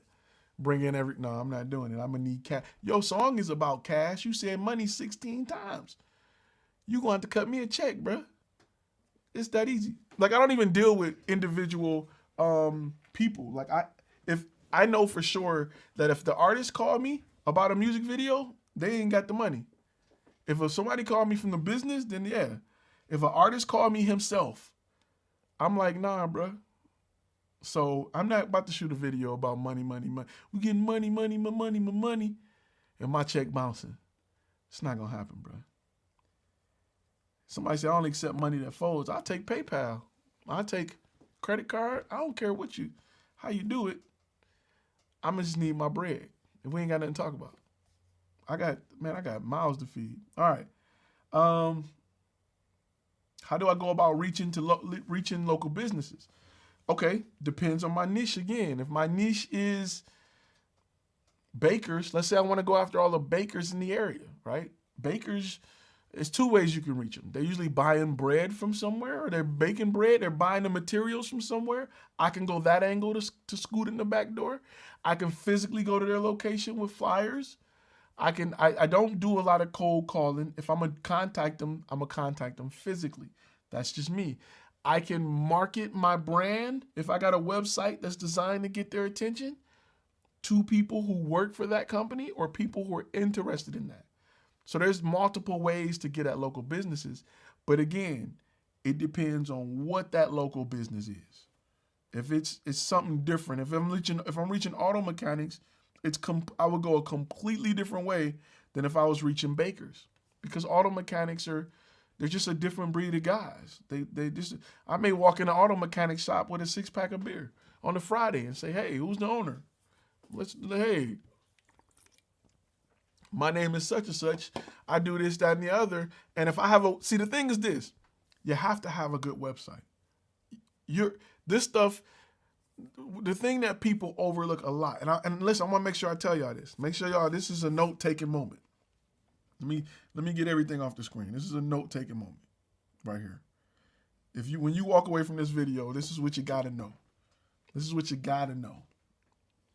If your website and your portfolio is not designed to back you up, if it's not the big guns, if it's not the artillery, if it's not the person snatching beast of a closer that it should be, everything else you do will be a complete waste of time and money.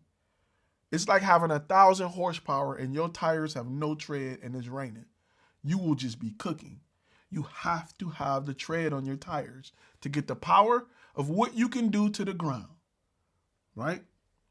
I used to focus on the other side. I used to focus on building the motor up and taking all these great pictures and being so dope and all this horsepower.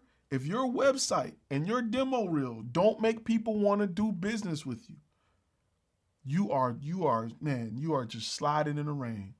You have to build that brand to get the traction you need, or everything else you do is in vain. I don't care how good your photos are. I don't care how good your camera is. I don't care. If that website don't portray that website don't walk them through the process of what you offer, how you can help them, that's specific to that one person, you can spend $1 million and you'll get 1 million views on your website and won't understand why nobody's calling you. I've been there before. I've done it. I spent a lot of money getting traffic to a website and people were like, nope. I spent money to get hotspots so I can see what they're clicking on, how long they watching it, everything. I had it where it'll record your movement on my website. I can see you scrolling, what you click on, how long you sit there, and why you exit out.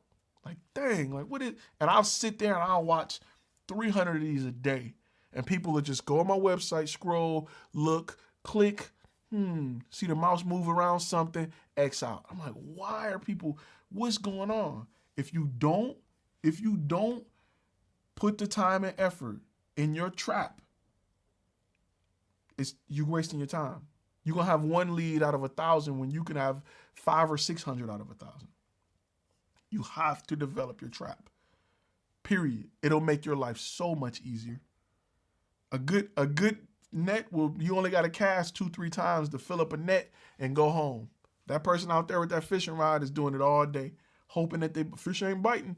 That dude with the net scooped up, filled up his bucket, and he was gone in 2 minutes. While you out there throwing and hoping, getting, the little bait you got on your hook getting bitten off, and you just trying because you didn't focus on the trap. You just focused on the tools and the fishing rod. You didn't focus on trying to capture as much, you want to capture as much as you can with a little work. And a good website and a demo reel will do that for you. It's extremely important. Before you say, how do I get clients? Where the clients at? It's extremely important. I can sit somebody who want what you got on your website and they'll still not work with you because you didn't do a good job at portraying what they asked for. Even though you telling me, this is what you do. Where? I had a mechanic that I got some work done. I had a mechanic that quoted me a price that was cheap. It was super cheap. It was comfortably cheap. I said, bro, you got a website? Nope. How do I know you can even do this? Your price is excellent, but I'm not even paying. I'd rather go to a shop and pay 3 times that because I see that they can do this than a guy that's willing to come fix it in the garage or whatever, because you have no references. You have nothing to support the fact that you can do it. It works like that with your business. That is the most important thing. Built the roller motor for my 69 Camaro and tried to do a burnout. My old shock clutch, he said my old, stock clutch stood still and watching the smoke. It wasn't even tire smoke. Yeah, it's terrible. So the skill set takes second place. The business is what's first. Don't spend too much time on perfecting lighting. Focus on business. Exactly. I can sell you anything. There are businesses that sell crap that will deliver it to your house and sell you crap. And you bought it because they sold you on they sold you on the business side.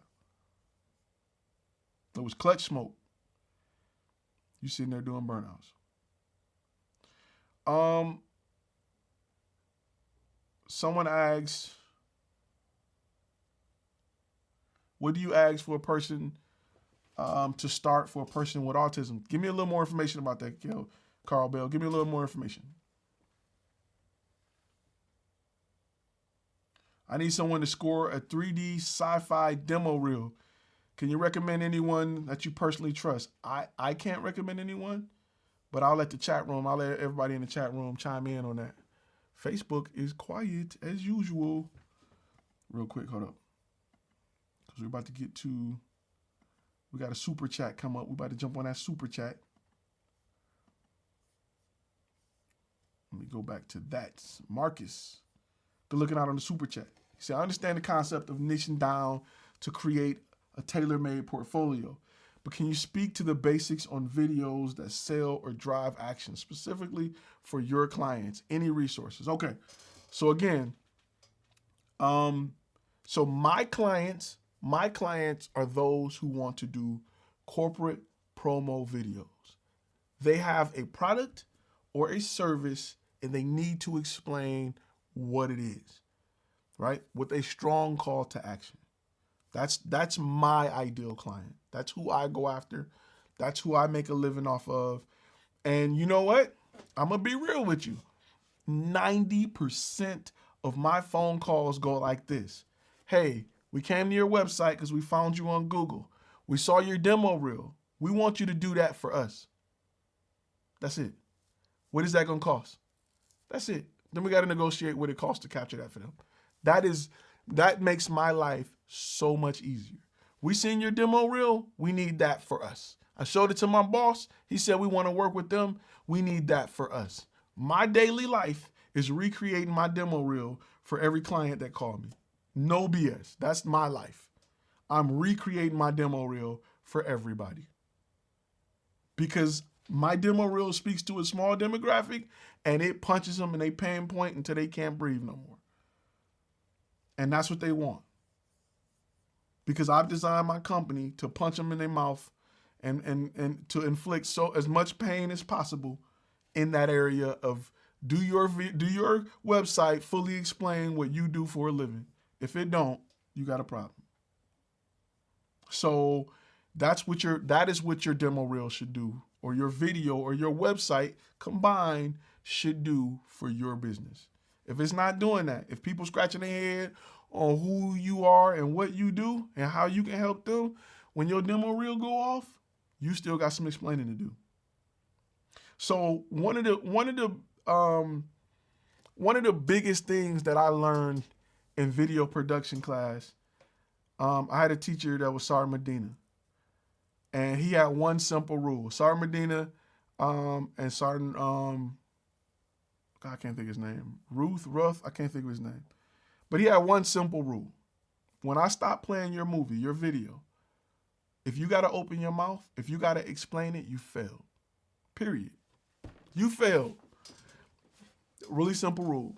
If you play your demo reel and somebody don't know what you do, if you still got to come behind it and be like, yeah, so we also, and then we can, you failed. Period.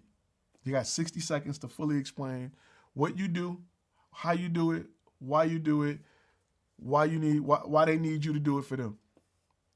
If you got to open your mouth and come behind it, your stuff is trash. Trash money taking over for the 99 and the 2000. I don't want to BS you. You don't subscribe to my channel because I blow smoke and BS you. If you got to open your mouth after your reel, I got bad news for you. When they finish watching your stuff, when they leave your website, they should be like, how much? How much? Straight up. Your website is like a, it's a bad analogy. Your website should be like a prostitute on a Saturday night. When clients pull up, they just like, how much? Don't ask no questions. Your website should have that effect on your client. They should be like, what's up? Where can we go to get this done? How much is it gonna cost me? No BS. That's a bad analogy. That's an over 18 analogy. I'm sorry, young folks. But as soon as I said it, you fully understand what I'm saying. You fully understand what I'm saying. If your website don't got the same appeal of a prostitute on a Saturday night, I got bad news. Prostitutes don't got to sell nothing. They just like, hey, this is what it is. Hey, have a good time. Hey. And dudes is like, yo, let's go. Where I got to go? Where we got to go to make this happen? How much does this cost? Your website should have that same effect on your clients. They should ask the same question. Where we got to go to make this happen? How long is it going to take? And can I pay you in cash? How can I pay you? Let's go. Over here, you say follow you over here? Literally. If your stuff doesn't have, if you getting something different, if this negotiation, what if I just maybe Are you the police? If it's negotiation, you ain't doing something right. That's it. I'm sorry. It's the dirty truth. I'm sorry. Somebody had to tell you that. Somebody on YouTube had to tell you that. So, the bad part is my mom's watching. She probably like, boy, my mom was probably like, what's going on? I got family members that's watching on Facebook right now. It's like, what is wrong with this boy? What is in his Dr. Pepper? But you know exactly what I'm talking about when I say that. So, I'm sorry, mama. Anyway, money aside, do you find it a bit mind-numbing, soul-crushing to just keep recreating your demo reel? Corporate event videography is boring as I don't know what. It's boring. It's just, it is what it is. Like, you're not going to find, like, but the thing is this, it gives me the money to go out and be creative. Some clients give me a little more creative freedom. You know what I'm saying? You don't want nothing too crazy all the time. Right? You don't marry the girl that you party with. You don't marry the girl that's super boring. You marry the person that's in between. You know what I'm saying? You don't want to drive a Corvette every day. You don't want to drive a monster truck every day. You want the Honda Accord that's right in the middle. You want the Toyota Camry. That's why Toyota Camrys sell. They look sporty, but they ain't fast. They can go on dirt, but they ain't off-road. Like, that's why crossovers and SUVs that don't even, look at most SUVs, right? 20 years ago, an SUV was a real off-road truck. It was a Bronco. It was something, a Land Rover. It was something where you like, sure, let me go off-road. Look at Jeep.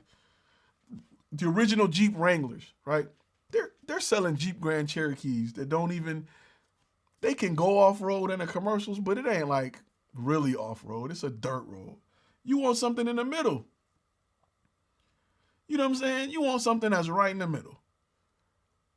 That's corporate work for you. Pays good, right in the middle. Now, you can go, when you get some money, you can go be creative and do what you want to do. But I don't have a problem with work coming easy. I'm cool with that. You gotta put it right in the middle, man. I don't get bored with it. It's just work. Headshots are boring as I don't know what to me. Headshots, I'm just like, oh, okay. Let's go. Click, click, let's go. Next. But personality helps make it fun. The people make it fun. My team make it fun. You know what I'm saying? If it gives me the money to go run off and do what I want to do, I'm okay with that. I'd rather do that than do something that's crazy creative and I can't make it. Money gives you the freedom to do what you want to do. And I'm not saying being money hungry. I'm not saying it should be all about money, money, money. I'm saying be comfortable enough to live a life where you can still be who you want to be. That's all I'm saying. Don't be greedy and just everything is for money. But this is an industry where a lot of people aren't making ends meet. They're doing it for fun. They're doing it as a side job. And all them people don't appreciate, they don't value the money side of it. So I'm trying to overly tell you to value the money side of it. And it'll free you up to do whatever you want. You can go be creative if you want to after you pay some bills. When bills are paid, we can do whatever we want. Somebody said the Fred Flintstone car with the rap. What do I do just about being creative? I shoot short films. I shoot movies. I'm a filmmaker at heart. I want to shoot movies. I'm working on a horror web series as we speak. But guess how I'm gonna fund it? With corporate money. That's how I'm gonna fund it. I've shot some. If you go to Flash Film TV, it's a different YouTube channel that has some of the stuff I've shot. Period. What is a good website to start my portfolio or business? Okay, I've answered this before, but I'm answering it again. I personally like Squarespace. It makes it really easy. I don't have to worry about it. When is it going to come out? I got to do the masterclass first. So we're pretty much in the writing stage. I'm going to do the masterclass. That got to come out first. $300,000 plus for the current model. We're talking about Forerunner. I don't know what you're talking about. Nolan, I have no idea. How old was I when I first made a movie? Leroy Aggs. I like that name, Leroy Rivers. It sounds like you don't take no junk from nobody. I'm Leroy Rivers, fool. Leroy Rivers sound like you got a 4-door. Whatever your car is, it's a 4-door. You're not having it. You're not. You sound the type of guy that ain't scooting his seat up for nobody. You get out your own door. All right, let me stop messing with you. My first movie, I think I was 10. I had a big old RCA VHS camcorder that I got from my dad, and I shot a movie with it. One day I'll embarrass myself and make that stuff public because I still have it all. In fact, we shot a movie called Facing. It was a variation of Jason, but we thought we were going to get sued. So we figured if we put an F in the beginning, we'd be all right. But I was thinking about business back then. I couldn't afford an LLC. I just said we're not going to get sued. So there you go. Y'all talking about Toyota 4Runners. Okay. Listen, I'm from Detroit. Where I'm from, there's only 3 companies that make cars. GM, Ford, Chrysler. I'm sorry. No disrespect, but no disrespect. I've actually worked for Toyota. Toyota was one of our bigger clients. So got a money phone, business line today. Okay, any suggestions on learning web designs, layouts, target specific niches? Okay, DJ Cold Shower, I got a tip for you when it comes to business phones. Business phones. Listen up. If you go get a business phone, I like Vonage because it's dirt cheap, $20 a month, $30 a month with taxes. Dirt cheap. I'm about to tell you what to do next. Listen. This is a jewel for you. Y'all ready? Go to Fiverr. Get somebody that do voiceovers to record your answering machine. Not to leave a message, but if you go to Vonage, you can have it set up where it's like, thank you for calling such and such. Press 1 to this. Have somebody record that. That adds value to your company. Makes you look a lot bigger than you are. And people are like, oh, okay. I don't care. I don't care if each button leads to the same phone. Do it. It adds value. Cost you nothing but $50. Not even $50. $20 on Fiverr. There you go. All right. Somebody, yeah. As long as we shooting, we good. I'd rather shoot something boring than go back to a corporate admin job. You are never lying. Anytime I got to touch my camera, I am a happy camper. I am happy to bring my camera out. I don't care what we shooting. I've shot in butcher houses where you see the cows come in the back and the steaks come out the front. I was happy to be there. Blood was flying everywhere.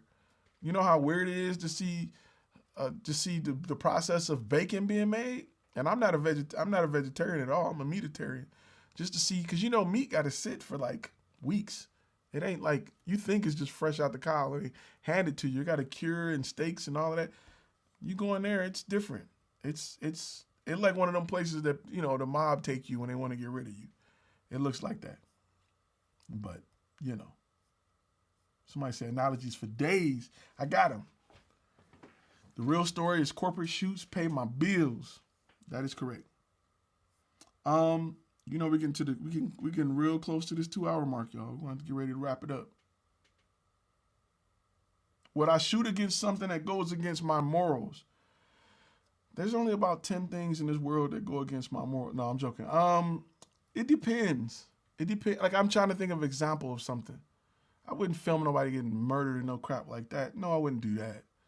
I don't know. I normally I wouldn't. My answer is no. I wouldn't shoot something that go against my morals.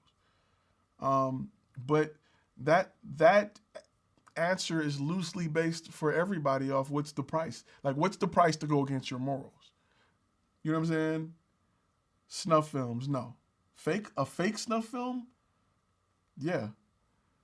But not a snuff film, no.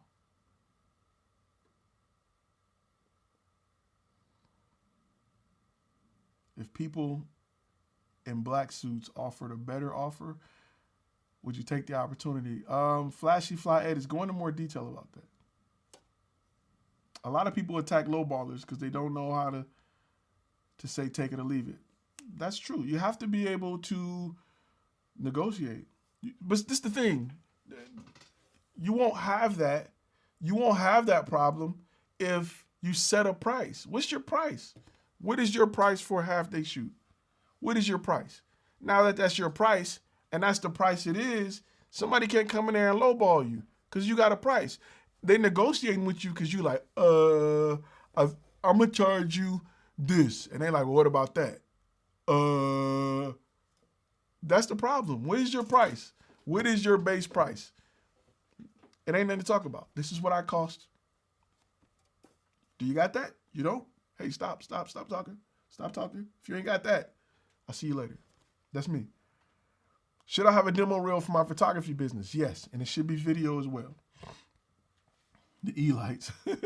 I know nothing about that. I need to do more research on that conspiracy. No, I wouldn't sell my soul, bro. It depends. Like, no, I wouldn't. No. My half day is 500, no edits, Chad. Okay, if somebody came to you with 4, you just look at them. Say it again. My half day is 500. If you ain't got it, let's stop talking. I got to go to somebody who got it. I shoot photo for a cannabis brand at a event they hosted. It's been a year and they keep using the photo commercially. I'm not seeing any royalties. What can I do? The question you need to ask yourself, Michael, is did you provide a contract to state that you get royalties? Because they probably think that they bought that photo from you and they can do whatever they please. If your contract ain't right, good night. If you didn't provide a contract with licensing, then they own that photo, or at least they believe that they own that photo. That's a problem.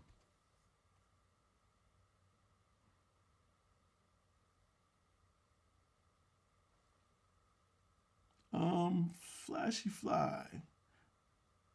If you're offered a life-changing event where you're able to help your family, but everyone can't come with you, that kind of offer. I don't know. I get to pick and choose who get to come with me. Hey man, all your family ain't family. No, I'm joking. I'm not sure. The Illuminati stuff, I'm not sure. Do you see any value in meeting models and shooting with them for fun or experience besides learning the aspect? How can I potentially monetize this? Frank, you cannot monetize being a booty photographer. You just can't do it anymore.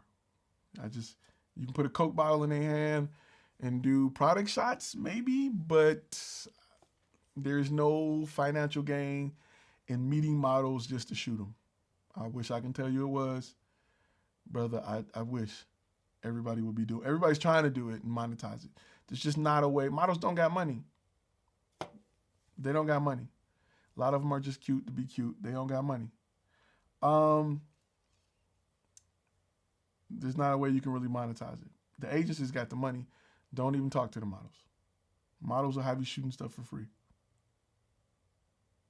We all know we only spent about 10 minutes talking about the title of this video. Yep, that's usually how it works. Then questions fly. No license, no money exchange, just emailed it and they used it for a promo for their apparel line. It's not, then I would ask them at least for credit. Give you credit for it. That's what I would do. Because if you don't have a contract, you've given them a photo. You can go after them and they'll just pull it. They don't owe you nothing from what's been used. They'll just pull it and replace it. And that's just being honest. Carl Bell, how would you get a car place to get their business to take pictures of cars? A lot of car places use cell phones. You need to come up with a pricing structure. You need to come up with a website. Again, listen, y'all. You can't just walk in a place and say, yo, I do this. Show me proof. Show me experience. Show me proof that you do it. Where's the trap?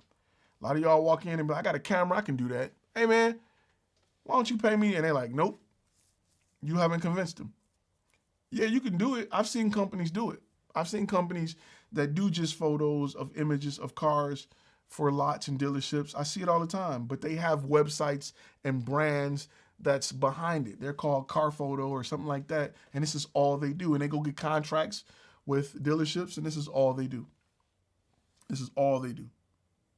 Let me put that back on the screen. So, when talking about rates, it's very different. Some just, some just ask who they should ever pay those prices. Others pay what it asks for. It depends on how listen, again, yeah, I know we hit the 2-hour mark. Again, If you don't look like you are worth that, you're going to have to fight to convince somebody.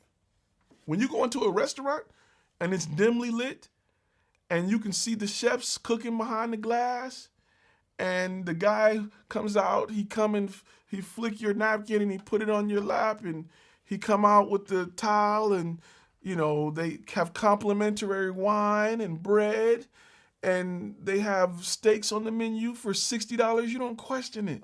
Okay, I'll have the steak here. You don't question it. If you went to a place and you sat outside and they came and just like, yo, we got you would be like, I ain't paying $60 for no steak in here. You didn't set up your trap.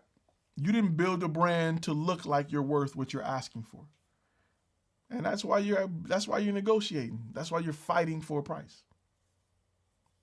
Don't nobody in Target ask for price checks. People in Walmart wanted this was sat over here for this. I want that price. That don't happen in Target. I mean, it do, but not like it do in Walmart. You know what I'm saying? Like, you haven't built the trap. You haven't built the place. Go walk it. Go today. This is your homework for the week. Go into a Mercedes-Benz dealership, brand new Mercedes-Benz. See how they treat you. Then go out, leave out of there leave directly from there and walk into a Ford or a Kia dealership and watch how the atmosphere change. One place, they don't even talk about money. Mercedes is like, yes, and this have the greatest feature. We talk about features. We talk about, they treat you like you got the money. Because if you there and you supposed to be there, you're not there penny, nickel, and diamond. Well, can I get what about they don't even care. They're like, yes, and we're going to, and this comes with the leather and going to a Ford dealership and watch they break down let's run a credit check. Here, let's test drive it. Let me get the financing officer. It's just completely different thing. Because one is built on value. One is built on, it's a luxury brand that deal with clients that ain't price checking. Unless you come in there and you're looking at the C series, then they know. And the other is a place that's all built on price and money and price. And let's run your credit and we can put you in whatever we think we can get you. No. Mercedes-Benz dealership don't work like that. Now, when you build your brand, what are you building? What are you building? It's on you. It's up to you. Only you can make that choice. Only you can figure that out. But you can't build a Ford dealership with Mercedes prices and ask for Mercedes prices. You can't do that.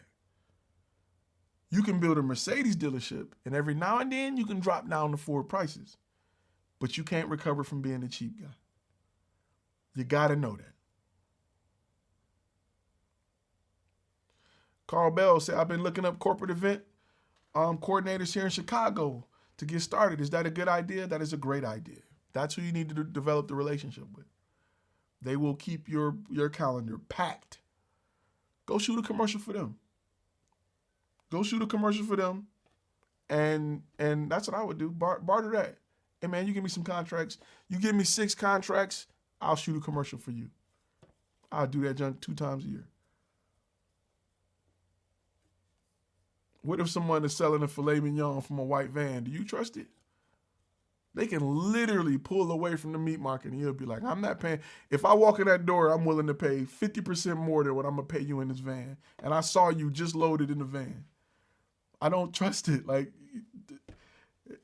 some of y'all got the white van and y'all selling meat and y'all want the price for what it is in the store. And it don't work like that.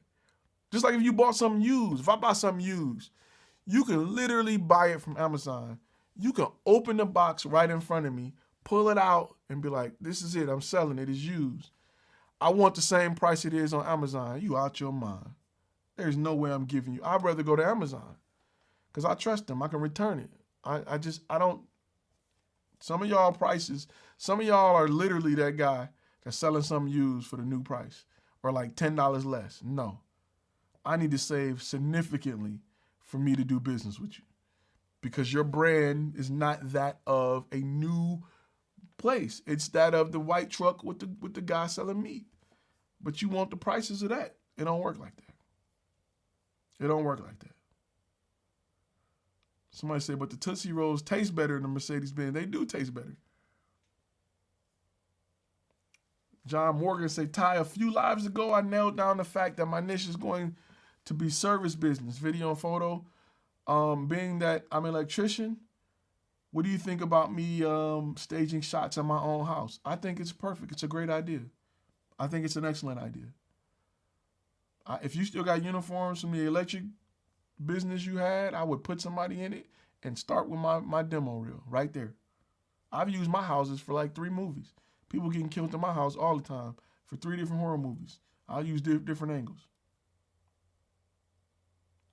Do you do it for free since you're getting started? Yep. I would go to a corporate event for a corporate event planner, and I would say, listen, I'm gonna shoot a commercial for you, or I'm gonna shoot headshots for y'all. Y'all refer me to stuff, and if y'all get me jobs, I'll shoot y'all videos. Something like that. I would work that out. Michael says, we spoke before. I got 3 different niches: combat sports, streets, and portfolios. I remember I'm trying to mold my brand to combine the 3. Street portraits of combat athletes. Good idea. You got to think of it like this. Who's going to buy it? Where can you sell it at? The combat stuff, if you work with like a league or you have somebody in the middle who maybe have a website, who's going to buy it? Because you're competing with like Getty Images. That's what you got to think of. Who is my ideal client? Not just what you love, but who is your ideal client in it? There's a way to make it, to monetize it. That's the part you got to figure out. That's the part you got to figure out. I've had so many clients that do the lowballing thing, and usually the best thing to do is walk away as soon as you can. End up costing you more. Way to change. End up costing you more time and money at the end for them being cheap. I walk away from cheap clients. Nonprofits? Man, nonprofits, I don't do a lot of business with nonprofits. And my stream just ended. I don't know why. Okay. For some reason it just popped off. Whatever, we're back. I told you it's a storm going on. So I don't do a lot of business with nonprofits. I just don't. They don't have budgets. They are nonprofit. I am for profit. Some nonprofits I've done business with, they get it. But most nonprofits, I just don't do business with them. Unless it's somebody I know, it's a personal favor, something like that. Should I get an FS700 for $500? Yes. I would get an FS700 for $500. Heck yeah.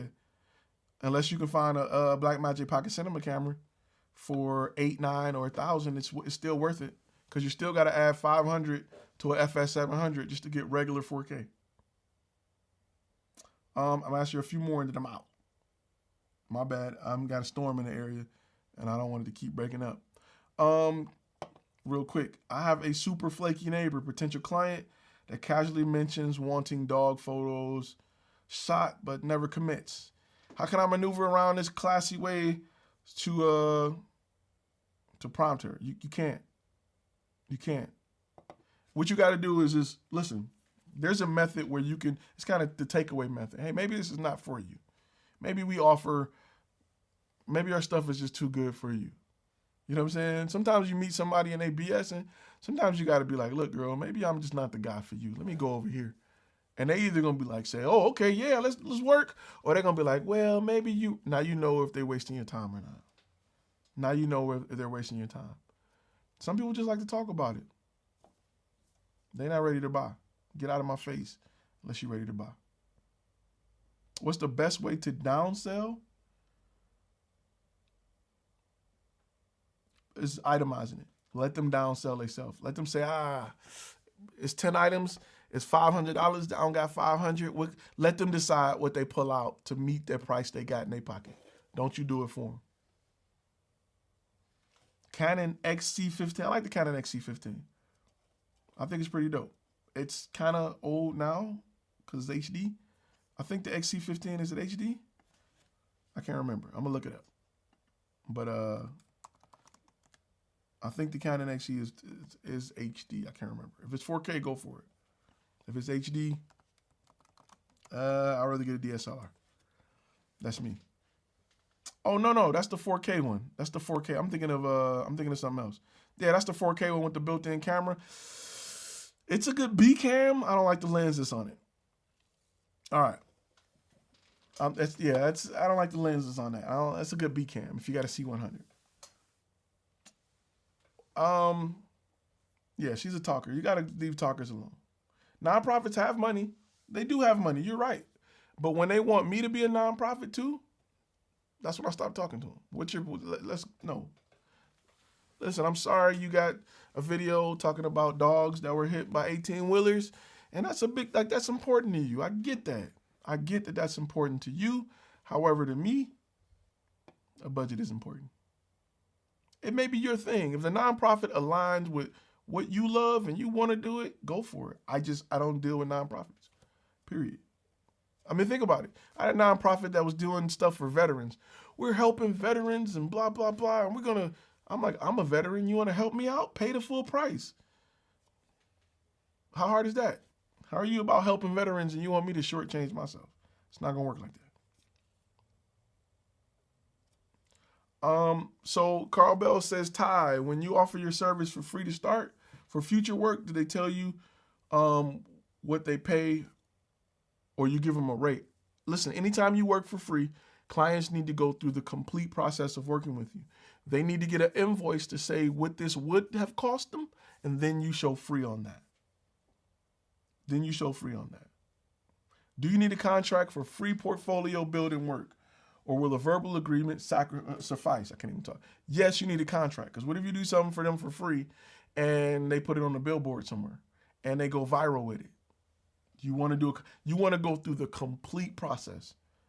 That way, if they ever need more work from you, they know what it costs. They're not asking for another free hookup. They know they got, plus they'll downplay what you're offering in the barter. When they're exchanging for something, a lot of people downplay video all the time. I'll trade you this for video. Yeah, until I show you an invoice that this video is $4,000 for your $250 item. It's not the same. So you want to make sure you create that invoice, even though it's free, and list what it would cost so they know what they're getting for free. Something you definitely want to do. Somebody said I have an XA10 and I use it as a B cam. It's a great B cam. He said, I charge everyone full rate. Yes. That's just how I roll. All right, we're getting ready to go here and wrap it up. Chad said, what's my experience with RED cameras and what is your favorite feature? My favorite feature is RED RAW and 18 plus stops of dynamic range. That is the best thing about a RED to me. That is the best thing about a RED. I almost bought a Red Raven. I'm kind of glad I didn't though. Want to do the black box thing. What is the average range of money to make? I know you can't be specific. It depends on how much content you have. It just depends on it's hard to say because it depends on how much content you have. If you got 1,000 pictures, you're probably, you can make a pretty decent amount. Let me see. You got one last. You can barter with a nonprofit. Nonprofits are good places to build your portfolio. If you want to do it for a cause you like and it feels good to you to give them something for free, go for it. Hey, Ty, I work with a nonprofit hospital foundations. Any suggestions on how I can leverage a relationship to possibly get business with the healthcare organization that they're under? Right now, you can create content around the coronavirus for them. You can create training content for them. That is a way to kind of leverage some things because they need it. And if you're willing to go in the hospital with a camera right now, they would love you to death. But you're doing it at your own, you're doing it on your own will. So Blackbox is a company where you can upload stock footage and then you can split the profit with them to put it on a bunch of sites at once. And you can split the profit on someone to tag it and edit it for you. And you can split the profit multiple ways instead of taking the time to do it yourself. You can just be like, here's the footage, figure it out. I can't be a nonprofit because of my super chats. That is hilarious. Let me see. All right. Let me get ready. We're just having up and down on internet. Okay, real quick. You know how I want to end this video. I want to thank each and every one of you. I got 150 that are still on after this 2 hours and 20 minutes of me rambling and talking. I want to personally thank you for your support. Those who are super chats, man, I love y'all to death. Y'all keep me going. You guys make it possible for me to keep giving out this information. I also want to thank you who signed up as a member. You got discount codes below for all the courses that I provide or anything I can do to help.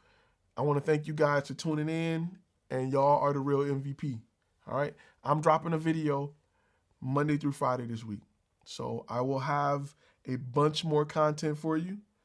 Follow me. Make sure you guys follow me on the gram at Flash Film Academy. And let's keep talking. Let's keep talking on that Facebook page. I love to see guys post stuff with their reels and their companies on the Facebook page. A lot of people share a lot of information in places they go to get stuff. Maybe I'll open it up where people can sell gear or something like that in the future. But I want to thank you guys who are doing your thing, who getting your bread out here.